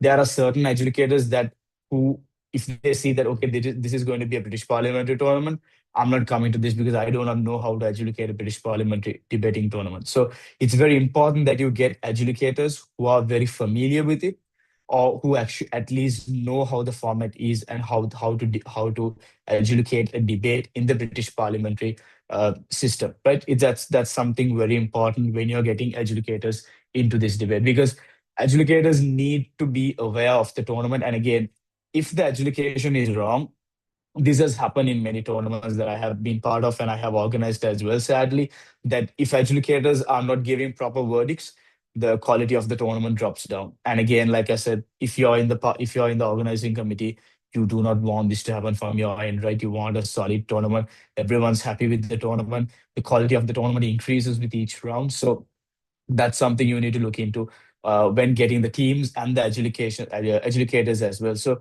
one thing again you can work out to get good educators is look out for good educators that are currently present in the APD rounds, and also you can just, like I said, have some mock rounds with them, give them some information on how the British Parliament system works and all, because mostly all of the educators sort of, they are very okay to shift between the rounds, shift between the structure of APD and BP. But some educators might find it a bit wrong, a bit hard to switch between the structures. So that's very important from one end to get the educators in. Next, we'll be moving into some challenges that can come during the tournament, right? So when the tournament is proceeding, like I said, let's say, for example, we have 5 rounds in this tournament. So throughout these 5 rounds, all the teams will be debating against each other, and they will be like basically marked according to their winnings and their losings, right? So again, like Gimhan said, there is no winner or loser in British Parliament debating. It's like a rank system where we have team 1, 2, 3, and 4 who have ranked from 1 to 4 according to their scores that they have scored in this round or in this tournament, right? So when this tournament is proceeding, some one major thing that can occur is that due to, especially for my examples, uh, due to the number of teams that are in one round. For example, we have opening government, opening opposition, closing government, and closing opposition. So 4 teams will be there in one round or in one debate. So what happens is that, let's say, for example, we have a tournament where we have only 30 teams registered, or let's say 40 teams registered, right? So this 40 will be divided into, let's say, sorry, I'm having a bit of a sore throat situation, right? So this 40 teams will be divided into 10 rooms, and they will be having, let's say, 10 rooms per round. So there is this chance where the same team can debate with the same team over and over again, right? This is something that commonly occurs in British Parliament debating rather than Asian parliamentary debating, right? So what members of the OC organizing committee needs to make sure is that this does not happen repeatedly, because think think as yourself as a debater. Do you want to face the same opponent for more than, let's say, 3 rounds, right? Every day in the tournament, when you come to debate, you have the same opponent on and on and on. It's good if you're winning each and every round, right? But if you're losing, you need to think from the other side as well. If you're losing each and every round, you don't want to go with the same opponent all the time, right? So as part of the organizing committee, you need to make sure that, look, if this thing is occurring, right, the same teams going against each other, you need to make sure that you need to use a bit of common sense, and you need to make sure that you shuffle the teams a bit, right? There are softwares that already does this. So for example, if you're doing this tournament in a software called, let's say, Tabicat, this is something which is actually used globally, something very recognized, right? You have the ability to shift these things, just shuffle off the teams so that they don't debate with each other, right? So make sure that something like that, these are another challenge that can happen during the tournament, that does not happen in every single round. Maybe it's okay to have it in a first and second round, or the, let's say, 2 consecutive rounds. But when it goes to three consecutive rounds, 4 consecutive rounds, it's time that the organizing committee steps in and they shuffle up. And make sure when you're shuffling up, you don't shuffle the last team, let's say in the ranked order, the last team with the best team. Then that debate itself is a disadvantage to the last team, and as well as it's a disadvantage to the first team as well, because they are in 2 different ranks in their debating circuit. So it's not very fair for them, for the whole debate itself, if you do something like that. Maybe you switch the number one ranked team with the number fourth ranked team, and the fourth ranked team with the sixth ranked team, something like that. It's totally up to the organizing committee to do that. But what I just don't want to see is like first and last team being mixed up uh, in this process of like not wanting teams to consecutively meet each other. But so something else, another thing that occurs during the debate proceedings is that motions. So, like, motions are something that's very important before the tournament itself. This needs to actually be sorted out, right? because the teams are going to debate on these motions, and these motions need to be solid. So taking into consideration that it's British parliamentary debating system here, and we have four teams who are going to debate this motion, it's not good and it's not very ethical to give them a topic that let's say a Asian parliamentary debating circuit will have. For example, Asian parliamentary, like you guys know, it's only the opposition and the government. But here with four benches, right, the opening bench and the closing bench, and also the four teams, opening opposition, opening government, closing opposition, closing government in the play here, it's very important that you give motions that are very strategic and also very open to discuss, right? Because when six speeches are given, it's very boring if it's a very simple topic, and it's going to be just six teams bringing in the same points over again, right? It's going to be very boring for the debaters as well as the education, right? So then again, another place where the quality of the tournament can drop down, right? So it's very important you give solid motions that people can debate on, and also that there is the opportunity for these rounds to be of great quality, and also these rounds to be very wide open to the education as well. Next, moving on to another couple of challenges that you can face is the rules of the tournament. This is also something that needs to be settled before the debate, before the tournament by the OC itself, right? Rules of a British parliamentary debating circuit is different to what a Asian parliament debating system is. I would not go from each and every rule from one to down, how the speeches are timed and all these things. But some general rules that you need to understand is that, again, this also goes to the point where I said that the teams need to be aware of Asian Parliament debating and British Parliament debating, because these rules differ from the two structures, and the debaters need to be very aware of these rules, right? So make sure that as an organizing committee, you let all the teams be aware of these rules, and they are ready with their rules and their speeches according to these rules, well timed and etc. Right. Uh, Finally, something else. The last part I would like to move on to is the adjudications and also the teams present there.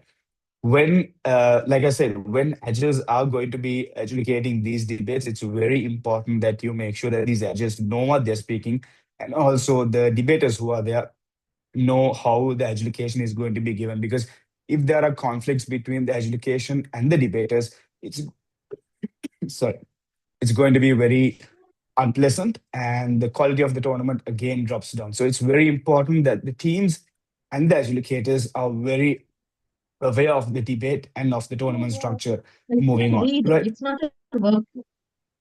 No, actually, I want to do Yeah, I this. think You need to read. yeah. Okay, so yeah, moving on. Like I said, both teams But being aware of the this is rules. a line. For what? I think someone is unmuted. Oh, I'm sorry. No.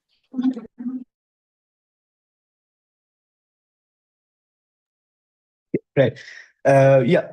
So moving on from that point on the rules, the final part, like the final biggest challenge or the final part that I would like to emphasize is when the tournament is proceeding, it's very important at the latter stage of the tournament when the semifinals, quarterfinals, or the finals come into play, that the organizing committee is very aware of who is going forward in these rounds and who is basically cut out from the quarterfinals and moving on, right? Because there are instances where teams who basically are not performing well move on to the quarterfinals and all. How that happens is that educators are not aware of rules like the impersonating rule, or educators are not aware of how to basically score the debaters, right? So make sure as a organizing committee you let the teams and you let the educators again be aware of this point system and be aware of how it's going to be scored, because teams may come up and just say that, look, we were performing better than this team, but I'm not, let's say, qualified to the next round, right? So then, as the organizing committee, you should be able to reply to that and also tell the justification, like why this team is not qualified and why this team is not taken into account, right? So these things are very important between the OC members and also the teams present there and also the education, right? Uh, Finally, one thing to note is that if you have been to tournaments, you guys know how the best speaker, then the best team, the best four teams, and all these things are ranked, right? So, as an organizing committee, it's very important that you guys are aware of how these things rank. Like for example, the top 10 speakers, right? When the top 10 speakers are selected, you select them according to the preliminary rounds, right? Not according to the finals or the quarterfinals or how that happens, right? So it's very important that you guys know on this, and how the organizing committee is able to pinpoint this stuff if these are being raised by debaters, because participants, debaters can come up with questions on basically justifying why this is like this, why I'm not qualified, why am I not getting the best speaker, or why am I not in finals, right? So these things are things that can come up. So that's why at the beginning itself, I said the organizing committee should be a couple of people who are very open to questions and also able to face challenges by your side, and who is able to adapt into these challenges. So it's very, very, very important that the organizing committee is experienced, or even if you're not experienced, even for the first time, if you're doing a tournament, it's very important that you guys are aware of what is happening, and you guys know how to present yourselves in a challenge when a challenge comes up, right? So from my end, I think basically on the admin stuff, that's a wrap from about a British Parliament debating, or even you can take these examples into Asian Parliament debating tournament as well. So from my end, that's a wrap on the admin stuff, and I'll hand over to the moderator again. Right. Thank you, guys.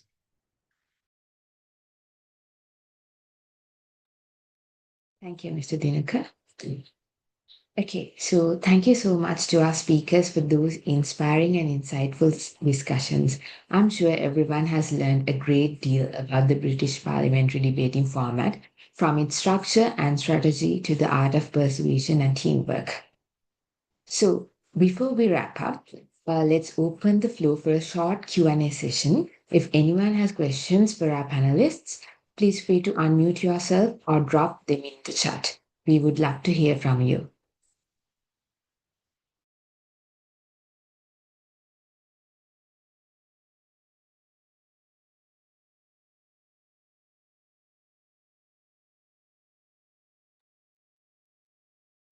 Hi, I hope I'm audible and visible. So I have one question for the panel. Actually more than one, but I would like go with the first one. So is there any debating tournament that you would recommend for the beginners of debating? Because we are not really familiar with what debating is, and we don't want to go to something very big and then lose. And when you go to the debating competitions and you lose, you just get demotivated. So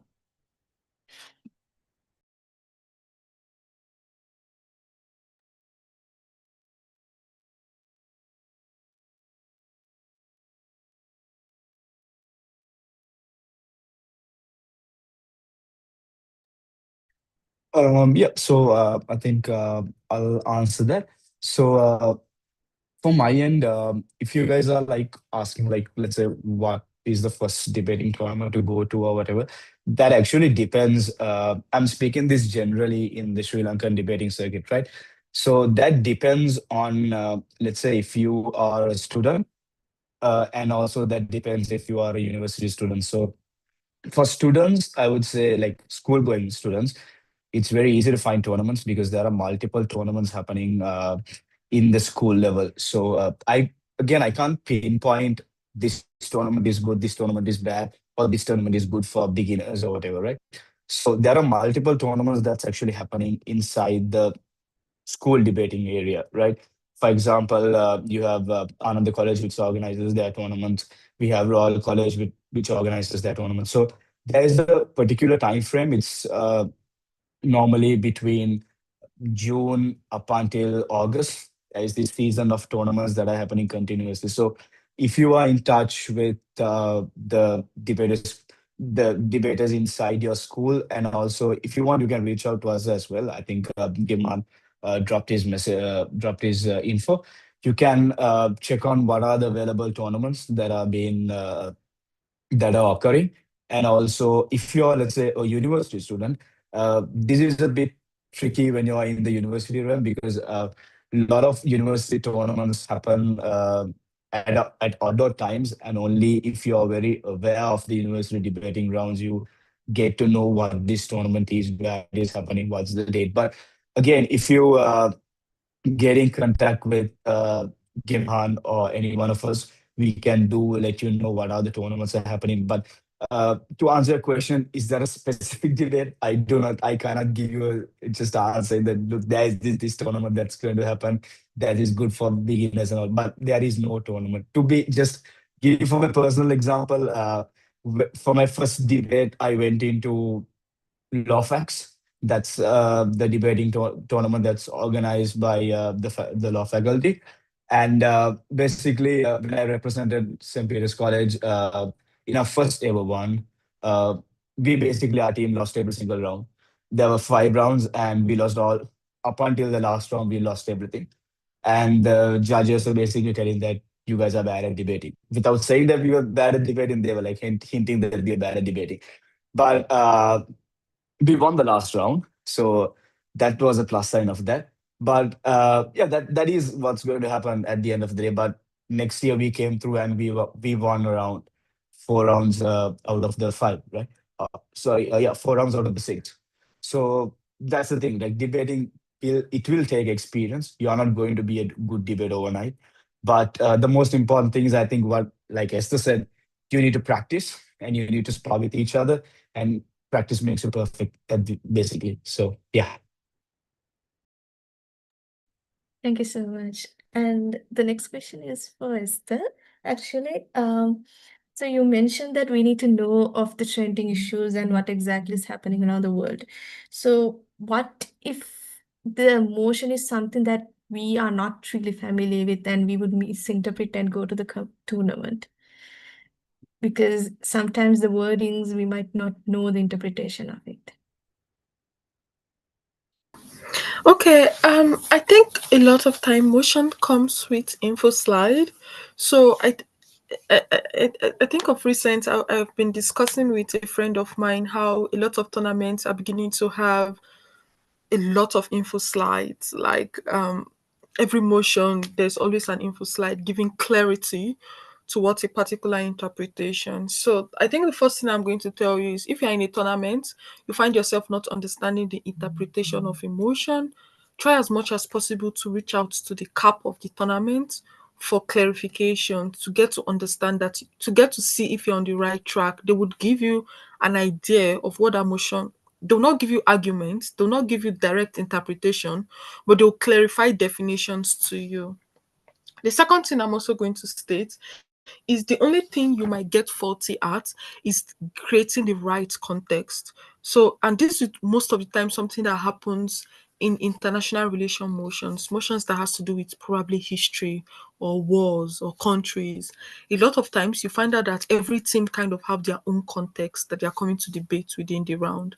It's not necessarily a bad thing. You just have to justify why your own context at the end of the day is something that is true or something that is enough to win the debate.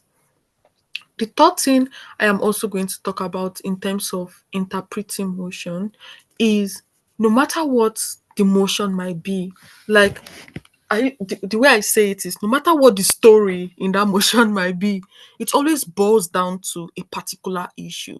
So for example, this house would legalize abortion. If you look at it, it is about feminism, women rights, morality of birth, murder, um right of a father, right of a child. It just surrounds right, positive right. How, to what extent should right exist? This house would legalize drugs. It's also still kind of like about rights, um, the right of individuals to make choices. At what point in time should your rights begin to impact the right of other people? At what point in time should government care about if you're killing yourself or not? When should your rights be limited? When should your rights have a say? So you will realize that one motion is about abortion, the other is about drugs, but at the end of the day, it is still boiling down to rights. Look at international relation motions, for example. This house believes that China should invade, or this house believes that China would invade Taiwan in the next 10 years, something like that. you realize that at the end of the day, it boils down to things like autonomy, right of China to protect themselves, right, or it can lead down to sovereignty, or it can lead to wars, something like that. So you would realize at the end of the day that no matter what the wordings of that motion might be, no matter the context in which that debate might be happening, it boils down to one or two or maybe three major clashes that you have to interrogate with. So, for example, your understanding of feminism, or your understanding of the philosophy of rights, or your understanding of the principle of maybe right or life or death or something of such is what would make you to be able to engage that right. So you might not know a lot about abortion, you might not know a lot about China and Taiwan, for example, but you have an idea of what this motion is leading to. You might not win the round because a team that understands the context might be able to weaponize the argument in a way that matters more. But at least you'll be able to come second or third, as the case might be, which is better than entirely losing the round. And that is why you should always understand the keywords in debate, what the burden of that motion is. It gives you an ability to be able to understand what the burden of the motion is, what the debate is essentially about, and how you can encounter it in the best way possible. So I don't know if this answers your question. It does. Thank you so much. You're welcome.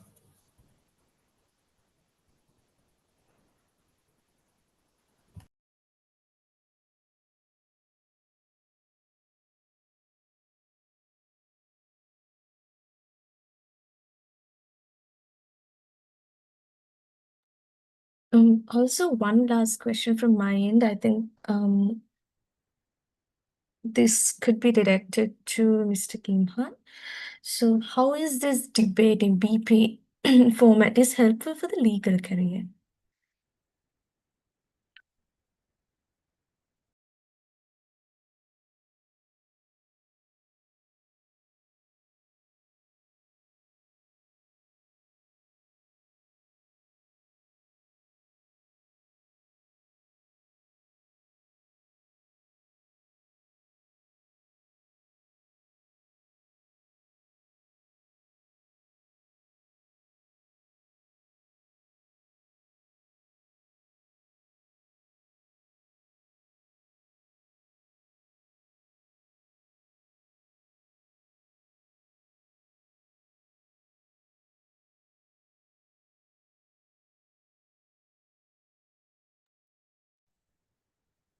think he's probably having a bit of connection issue.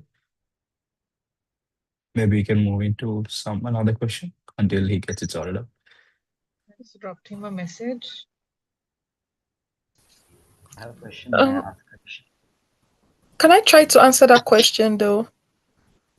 Yeah, sure. Yeah. Okay, so I'm not really a lawyer, but I kind of work in the legislature. I also didn't study law, like I studied agricultural science.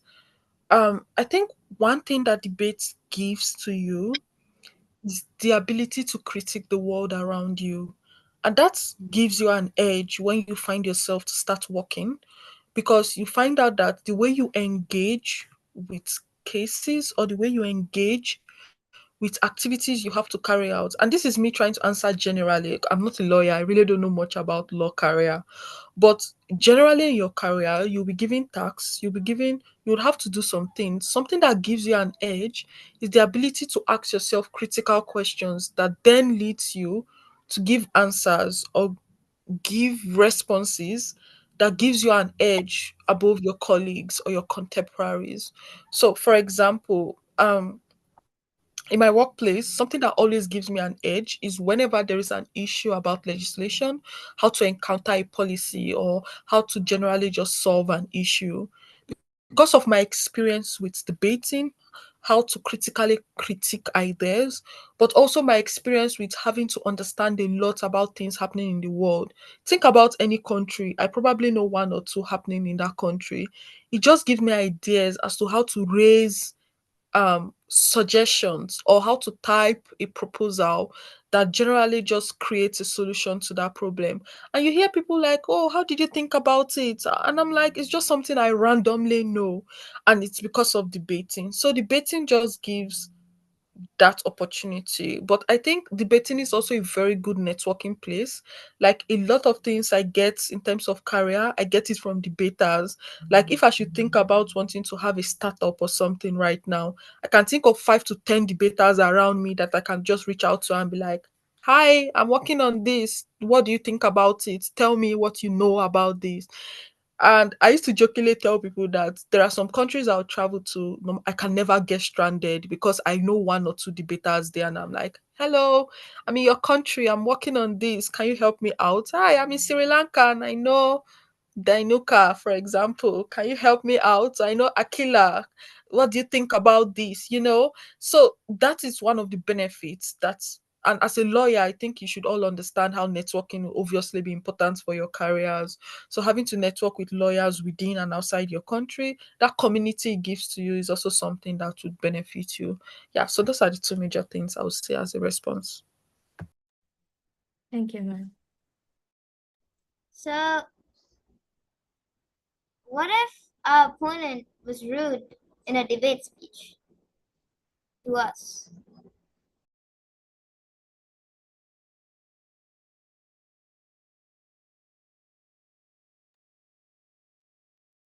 Sorry, Jordan, didn't get exactly what you meant.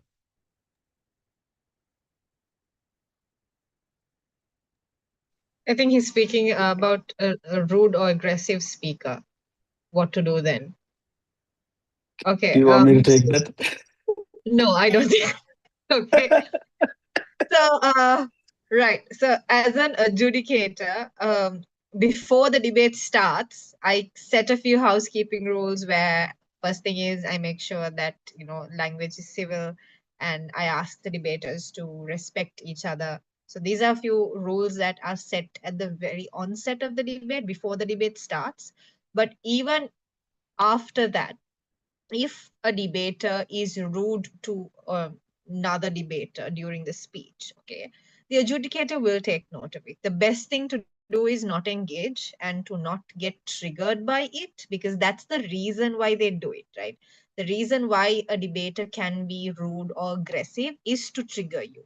Okay, they want, especially with POI, they do that with POIs, right? So if they heckling, that is when they're constantly asking POIs or keeping their hand raised or verbally disturbing you. These are, points will be deducted for it because heckling is not allowed. You have to keep 30 seconds, 20 to 30 seconds between your POIs, and the speaker has the right to reject a POI. So a adjudicator will take note of this. So just the main thing that you have to know is do not get triggered. Do not get triggered and do not engage. So just because someone is aggressive towards you or rude to you, you don't respond in the same way. So that's the most important thing, and that's the most difficult thing sometimes to do. So especially in the heat of the debate, when you're so passionate about what you're debating, just make sure that you don't lose your calm. I hope that answered your question. Yeah, it did. Thank you. I have a question as well. May I ask a question? So, what are your personal recommendations if I want to improve on this debating? Like, what are the source materials you personally recommend and you personally refer to improve your skills in debating, especially argumentation and rhetoric and all that stuff?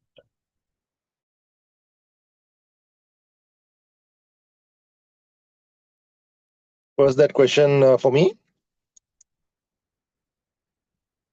Should I repeat the question? Yes, I didn't get you. Sorry. So, sir, what are the source materials that you would recommend for a beginner or someone who's interested in debating and argumentation, rhetoric, and all that sort of stuff? What are the personal? What are the personally? What materials did you refer? What are the source materials like books, maybe journals, or maybe research papers? Well, debating is a very practical kind of a thing. So you can't rely a lot on like research papers and like it is very different from like your usual. You all are law students, right? So most of it depends on the academic work, all the research and all of those stuff. So here I would say, if you are to put this in Sinhala, අපි කියන්නේ ගොඩ ඉඳලා පීනන්න ඉගෙන ගන්න බෑ කියලා. You can't learn to swim from the ground, right? So you have to get into water. So rather than like, reading theory and all of those stuff about how to debate and all of that, it's best that you get into a debate. It's best that, you join. Now, you see that normally when I organize, I know by the way, we normally have Sunday evening debate practice sessions, online practice sessions organized by my debate club. They are open debate practice sessions. Anyone can join. So now the thing is that most of the times like students ask like, can I come as an observer? I'm a little scared to debate, so I normally allow it, but I'm not a big fan, because like if you want to debate, that you have to go ahead and speak. Even if you are an absolute beginner, you have to speak. Or like if you have seen that movie Fight Club, if it's your first day at Fight Club, you have to fight like that. So if you are joining debating, I mean, you have to debate. Like maybe yes, you're an absolute beginner, that you don't know much. Like you are scared, you are nervous, but fine. Like go ahead and speak. So what I normally do as a coach is that when I have a new debater coming in, I pair that person up with a senior, so that you feel less nervous.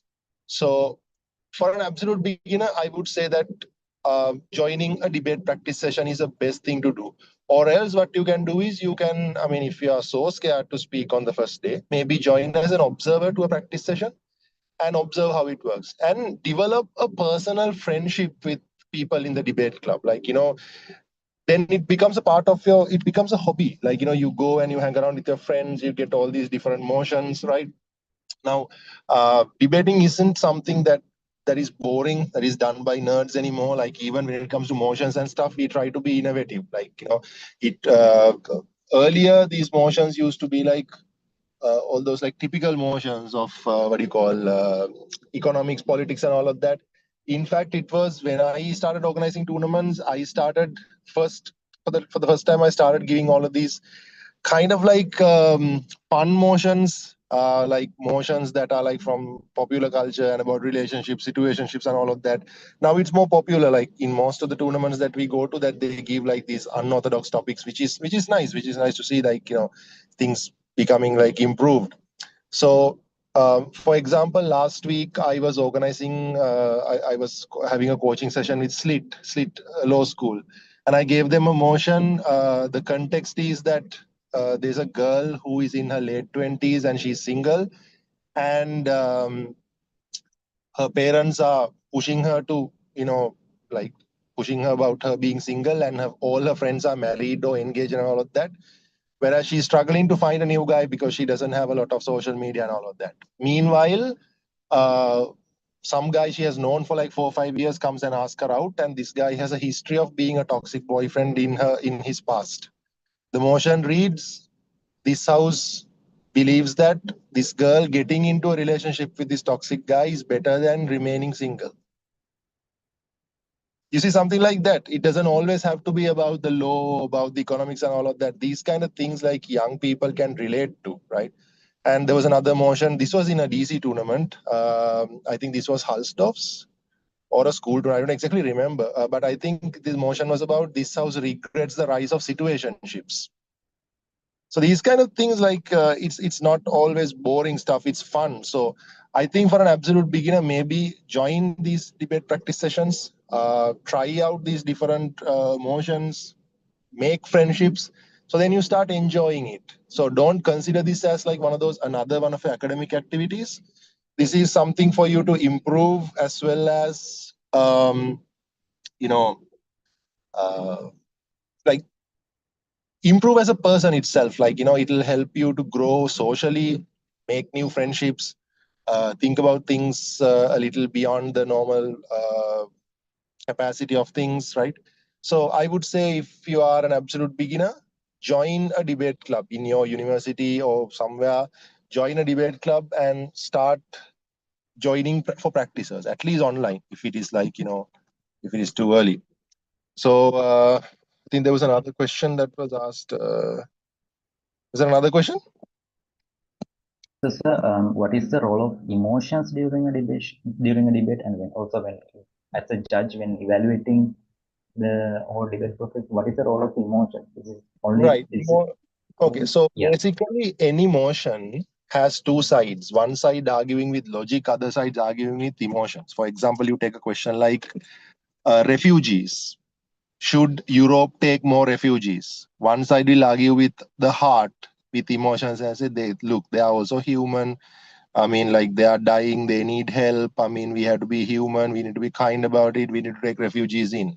Other side will argue with logic, saying, I mean, they are refugees, they don't have there too many refugees create problems, social issues, and it creates unemployment, and sometimes these refugees bring crimes and all of that. So one side kind of being like a little heartless and trying to go all logical, while the other side is sort of keeping logic aside and trying to play it emotionally. Like most of the times in most of the motions, one side has to go with the moral aspect, other side has to go with the non-moral aspect. So it's important, once you get the motion, you read the motion carefully and trying to understand, do you have to go with the moral side or the non-moral side? If you have to go with the non-moral side, you need to be aggressive and attack from the beginning itself instead of trying to play it defensive. So that's how I normally advise my students when I'm coaching. Like, try to figure out, do you have to go with morals or not? If you don't have to go with, like, if you are arguing with the logic side, play it on the full offense. So yes, emotions do have a place, but sometimes, if you have to go with the whole non-moral side, trying to incorporate emotions could backfire on you. So like, sometimes if you have to go with the moral side, yes, then going with the emotions help you. Educators do take that into consideration up to a certain extent. I think someone else also has asked a question about the role about the VIP speaker in a BP debate.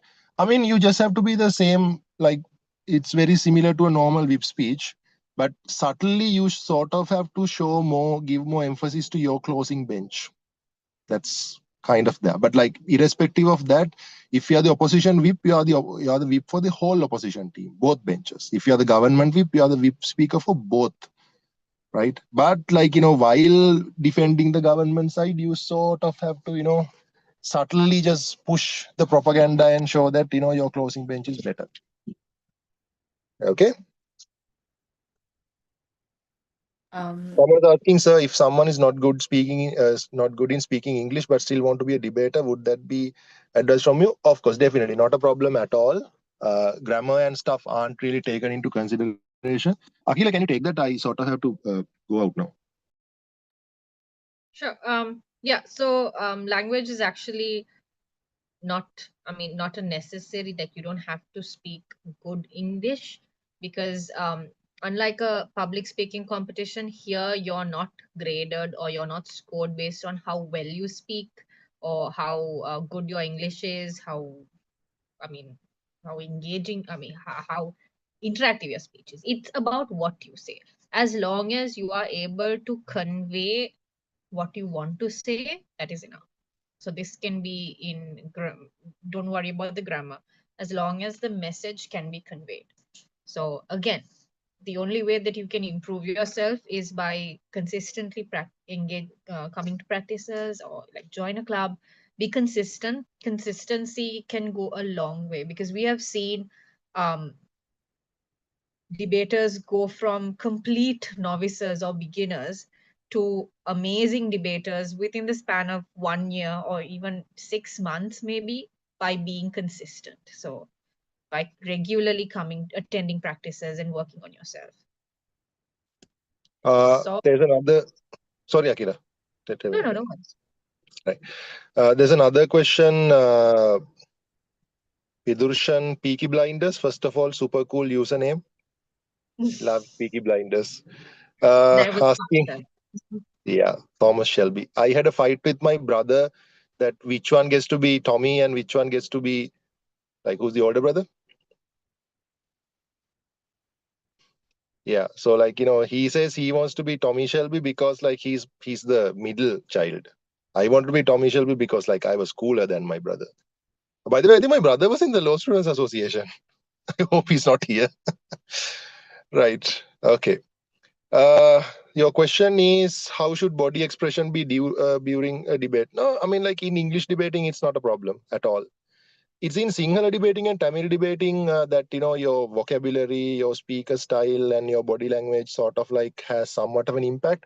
Because to be honest, Sinhala and Tamil are more complex languages, and like if you're debating in those two languages, you have to be fluent in the language up to a certain extent and use the language to your advantage. English is a very simple language, so in English debating is very simple. As long as you deliver the proper points, you win. Like body language. I mean, it's good that if you can be an attractive speaker, but like that's just because you spoke attractively doesn't mean you can win the debate. I mean, you can just speak without any extravagant features. You still can win the debate as long as you deliver your points. I think there was another question that was DM to me.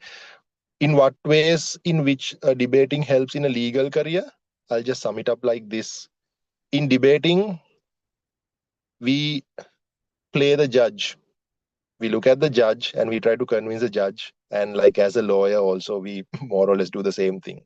I'll just stop there. Right, it's convincing a judge, guys. I mean, like even in a court case, what we do is trying to convince the judge that we are right. Right, we have facts and figures, we have our evidence, we are trying to prove our side is right, and trying to convince a judge. And you sort of get, I'll tell you this, you start with debating and then you move on to mooting, and that's an excellent foundation for a law student. When evaluating a debate, what is the single most common but easily fixable mistake you see debaters make that causes them to lose critical points? Akila, would you like to take that? Yeah. So in BP format, particularly when you see the closing government basically repeating the opening government's entire case and maybe rewording it a little bit or explaining it a little bit further and expecting a higher ranking. So that's one of the most common mistakes in BP format.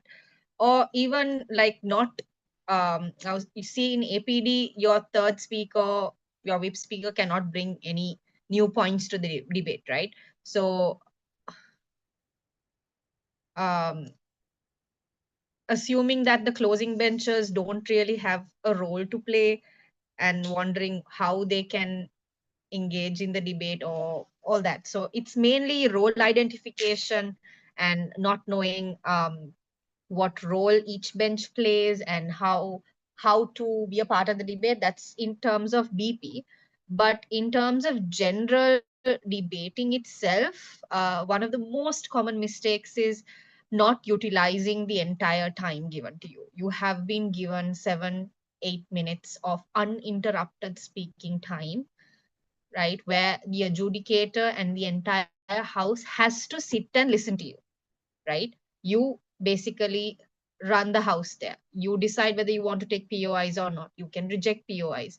Everyone has to just listen to you.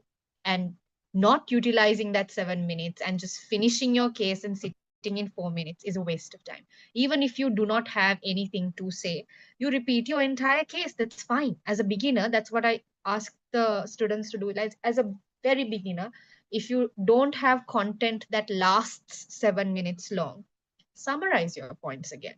Tell the adjudicator, in other words, what you mean. Okay, try to utilize your time to the maximum. I hope that answered your question. Yeah, thank you, ma'am. No worries. This question is for Akila. What got Okay. you into debating? Okay. I was a debater in school, and I was actually a public speaker, then got into debating, I think a natural course. And I had a break after that. After I left school, I didn't really debate as such. And then a couple of years later, I was pulled all of a sudden into debating thanks to Mr. Gimhan Surya Bandara, and I have been here ever since. It's this pool that I can't get out of. The beginning I was drowning, but now trying to swim. Okay. So it was actually CIDS that got me into debating, back into debating. I have a question. So, if we are organizing a debating competition, is there something major that we have to look out for? Some possible, I don't know, something major, something that we have to like look out for while organizing as the organizing committee? Renuka, that's for you. Yeah, I think almost everything I mentioned in my sort of note is some things that you need to look out for, mainly on who's basically coming for the debate and also the adjudicators. And then I think one part I did not speak on is the logistics of the debate, which basically runs through getting funding, getting sponsors, donations, all these things. Because a debate tournament, from my experience, is going to cost you a lot of money, and the reward is also very rewarding at the end of the day. But one thing I didn't focus on was the logistics, which again, obviously, if you're going to organize anything, right, you need the logistics and you need the funding to get this thing sorted out from the ground up, right? So regarding that challenge, I think it's very important that again, like I said, the OC, the organizing committee, the backbone of it, sorts it out probably at least 2 to 3 months in advance, right? Because one thing that, for example, I'll take my example of whatever we do in St. Peter's College. We make sure that the organizing committee is well sorted out at least 2 3 months before the tournament. And first thing we do, regardless of motions, regardless of who is going to come for the debate, who are the educators, whatever, we just go behind finding money, basically, right? So we go around finding for sponsorships, donors, whatever. But see, one thing that I have experienced throughout all my career is that if you have the basic idea, if you have the will, there's a way, right? So it's very important that you get these things sorted out. So main thing, the number one thing I would focus on is getting the funding in. And also then these points are like what I spoke on, the educations and also the debaters, whoever is coming and all these things. So it's like the backbone of the organizing committee to make sure that everything is in order. And as part of the organizing committee, you need to make sure you're very aware of whatever is happening in the tournament. For example, let's say the basic example of how long is a British Parliament debating speech. Every organizing committee member needs to know this, because who knows, someone can come and ask you a question like, how long is a speech and how long should I speak for? Right. And as a member of the OC, you should be aware of that, right? So make sure that basically, if you're organizing something, you're well aware of every inch and detail of whatever is there. Hope that answered. Yeah. Yeah, was there any unexpected challenges that you had to like meet along the way of like organizing? Very unexpected, but like was something might have been crucial.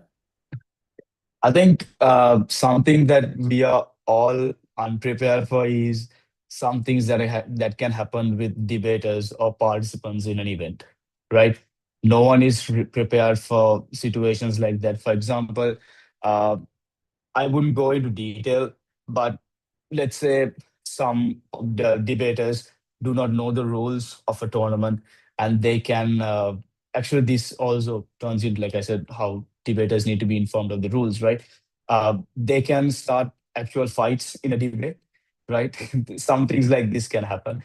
And also, we have no control of how the participants are going to behave during the tournament, right? Unnecessary behavior can happen, right? Participants not knowing how to behave in a public space and all these things. These things can happen. We have no control of that, to be very honest, right?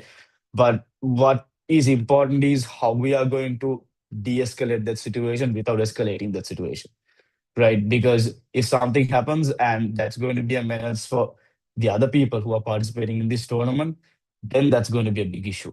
So, as part of the organizing committee, we need to make sure that one thing is prevent whatever we can, but if something happens, we need to make sure that that's sorted out then and there without bringing it forward. So, yeah, Thank you so much.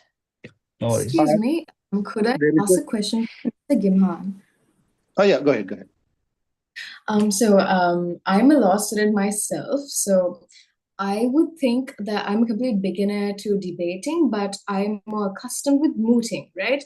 So I would say that my style of argumentation would be more lenient towards arguing based off case facts and like written precedent or whatever, right? So I want some tips on how I can get more accustomed to more hypothetical situations or how I can develop a more emotional style of speaking or debating. Right. So that's a very good question. Like that hardly happens. Mostly people start with debating and then move on to mooting. Starting with mooting and coming to debating is like doing A levels first and then coming to do O levels.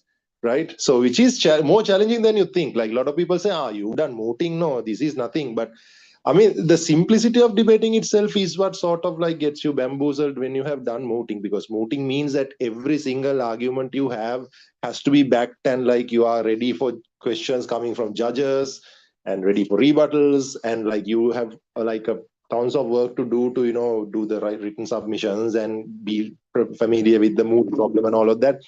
Here they just give you a motion. You have like what, 15 minutes of prep time. Can you imagine like the level of preparation you have for a moot versus preparation in 15 minutes, right? So it's instant.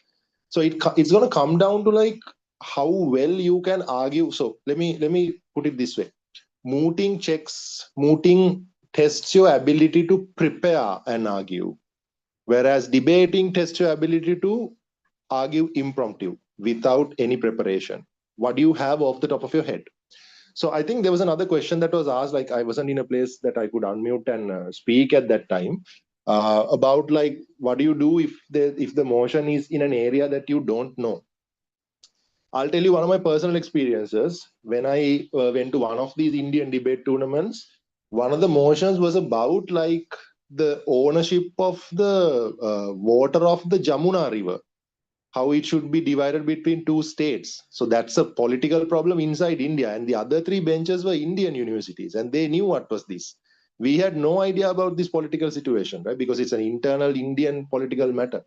So, but in that debate, we came second because we argued with principles. We sort of like looked at it from a principle perspective. It's water, that's environment, so it belongs to the country, so it should belong to both states equally and it should be divided. So without even knowing any of the specifics, we managed to argue. So if you are used to the style of mooting, I think one thing you have to do is that uh, get used to not prepping so much for your arguments, trying to. That's the tricky part That is the because tricky we're part. Yes, that in is a going lot to be of difficult. content. Like we had a lot of content studied at the top of our head, right? So it's a little hard to switch to immediately coming up with things. So That's why. one thing I can suggest this. In debating, we have prep motions and impromptu motions. Normally in tournaments, there is one motion that is prep, that you get that motion about like 2-3 weeks earlier. Maybe you can try prep debates first and then come to impromptu, because from mooting to impromptu debating would be too big of a jump for you, right? But I personally, as a debating coach, and a person who organizes debate tournaments, I'm not a big fan of like impromptu debate. The prep debates, because in prep debates teams go very defensive, because everyone has like, people speak the whole 7 minutes about what they came up with from home. They don't interact with each other, no rebuttals, and that's an issue. And also in a mood that you argue for both sides. You do the respondent, you do the plaintiff both. No, you do the petitioner and respondent both. So but here that you only have to do one side. So maybe you can try a few impromptu debates, so a couple of prep debates, and then switch to impromptu, um, or else you think of it as another strategy. You can use it, think of it as a moot that you are doing without preparing. Imagine that you have this mooting tournament that your university put for you to do, and that moot is happening like exactly 3 days after your wedding day, which means you were busy with your wedding planning and all of that. You literally had no time, but you haven't told anyone, you haven't prepared. Now the last minute you are trying to come up with something. A situation like that. So like an underprepared mood, how would you try to sort of like bluff your way if you are underprepared in a mood?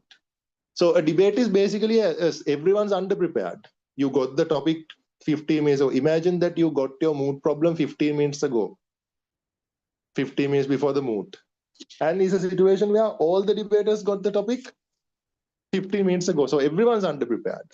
So that's a skill we are checking here. In mooting, we check how capable you are of preparing your arguments and constructing them like little by little. In debating, we are checking how capable you are if you didn't really have much time. So what sort of like arguments do you have? So I would suggest that think of it that way and try a few prep debates, and you'll get used to it. Eventually, you'll get used to it. Thank you so much. Okay. In the interest Couple of of time, hands. Do we have time? sorry.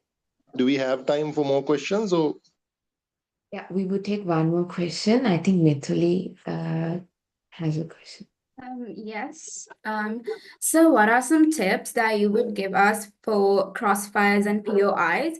And how do you handle rebuttals effectively when the other team's argument is stronger? right. So let me just tell you that I normally tell when I coach teams.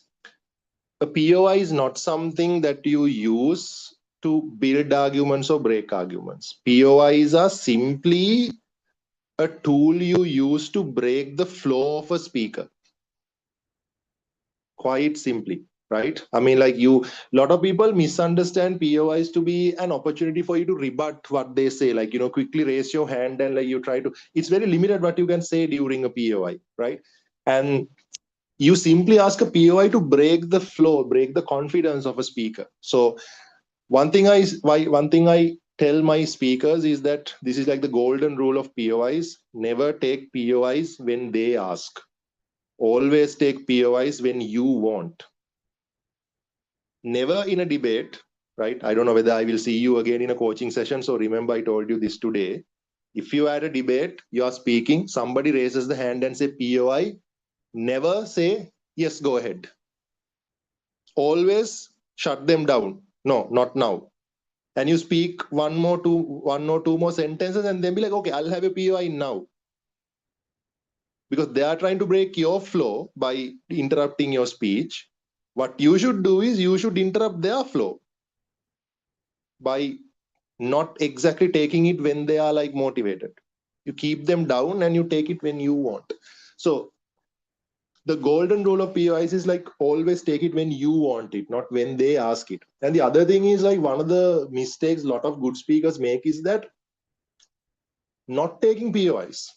That looks pretty bad on you. Like, no matter how good your speech is, it looks you were scared of POIs.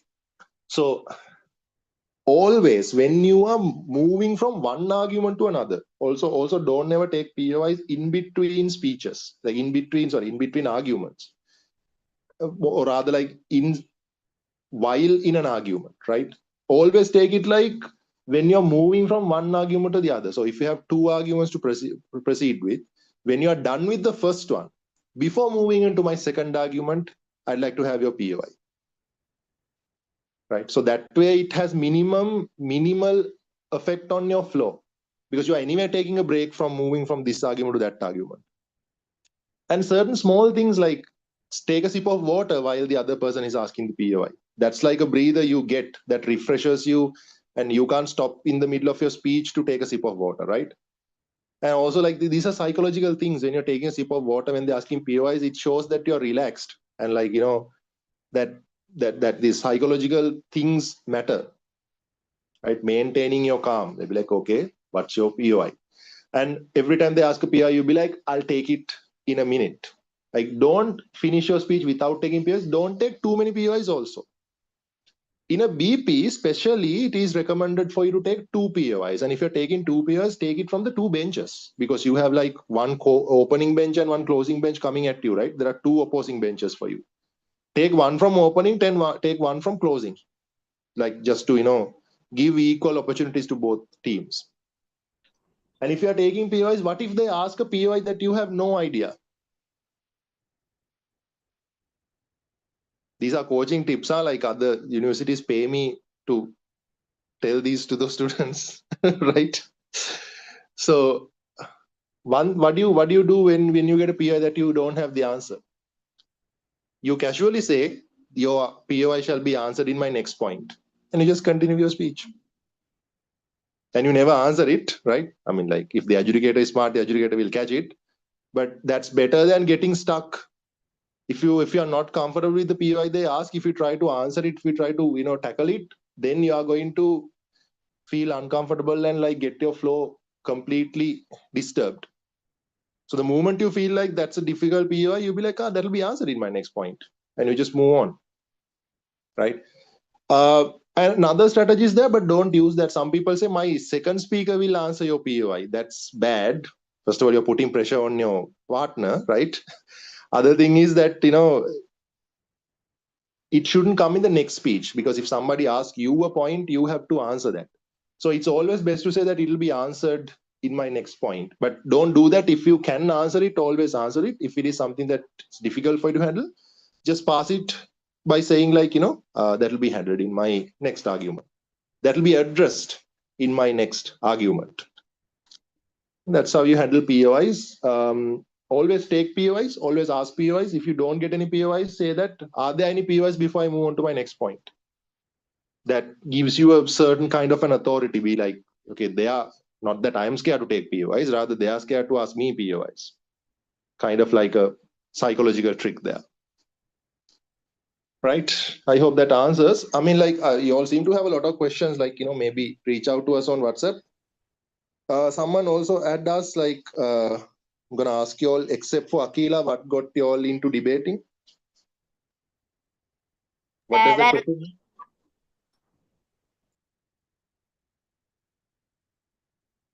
I don't get that question. What do you mean? I mean, like, what got you to start debating? I mean, like, I felt that was like cool. I felt like debating was cool. And like I was known for someone who's good with the words, like, that I was someone who was talkative.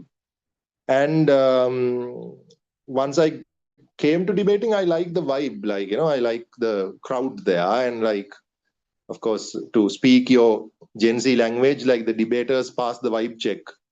So I decided to stay. And we try to maintain that. We try to maintain that cool vibe in debating. So if you try joining debating once, that, they feel like sticking around. Okay, right. If you have any other questions, reach out to us on WhatsApp, guys. It's getting late, so I think they have to wrap this up.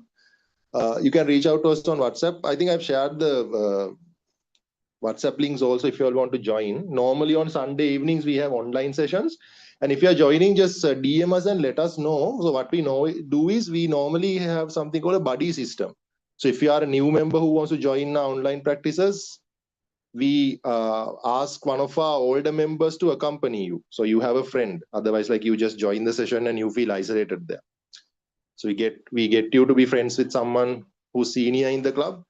And normally we have like different people coming from different ages, different universities, different schools, coming and having a community. If we have enough people in the Zoom call to have a practice debate, we have a practice debate. Or else we have a discussion. We take a motion and we have a discussion. So normally Sunday evenings. Yeah, Dinuk has shared our website link also if you all want to try out. Also, like, it's CIDS is not the only organization that does debating tournaments in Sri Lanka. You have the Debaters Council who's doing debating tournaments. There are a lot of schools, a lot of universities organizing tournaments. So it's a network that we have. So if you want to, be an active debater, join the networks and stay connected with everyone. All right, then that's all from my end. Thank you for joining. And I should appreciate one more thing I need to acknowledge before signing off is that I saw the number of participants never dropped below 44. And we started the session around like, more than 2 hours ago.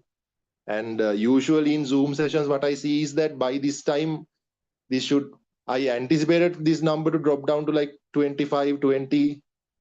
that's how it usually works. But you all seem to be really enthusiastic, and the number never went below 44. So that's kudos to all of you all who were in the session. Moderator, you can take over. Yeah, thank you. So, as we come to the end of today's workshop, I would like to extend a heartfelt thank you to our four amazing resource persons for sharing their time, knowledge, and expertise with us. And a special thank you also goes to the Mooting, Debating and Negotiation Department of Law Students Association of Sri Lanka for organizing this inspiring project, Debate to Lead. It's been a truly enriching experience for all of us.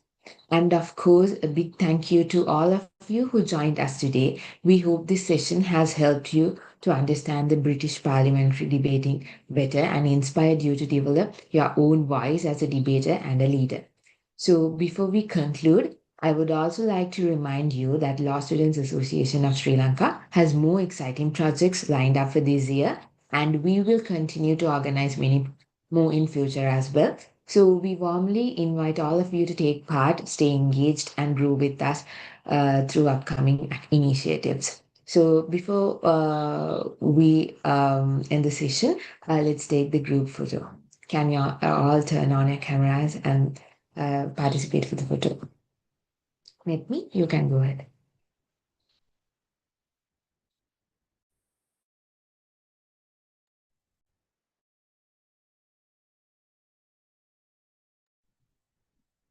So on the count three, I will be taking the photo. 1, 2, 3.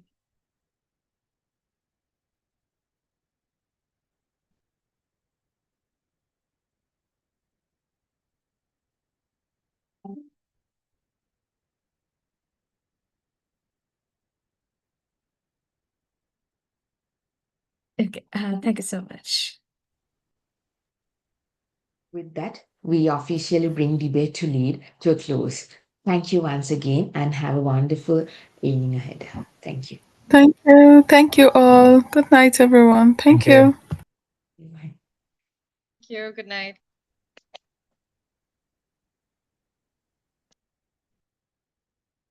I'm gonna be the last one to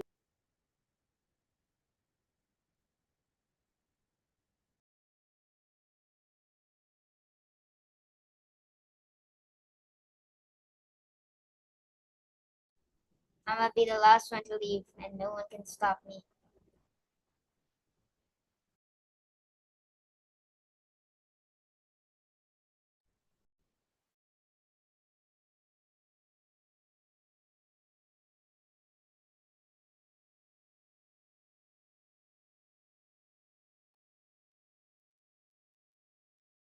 Jaden, would it be possible for you to leave the meeting?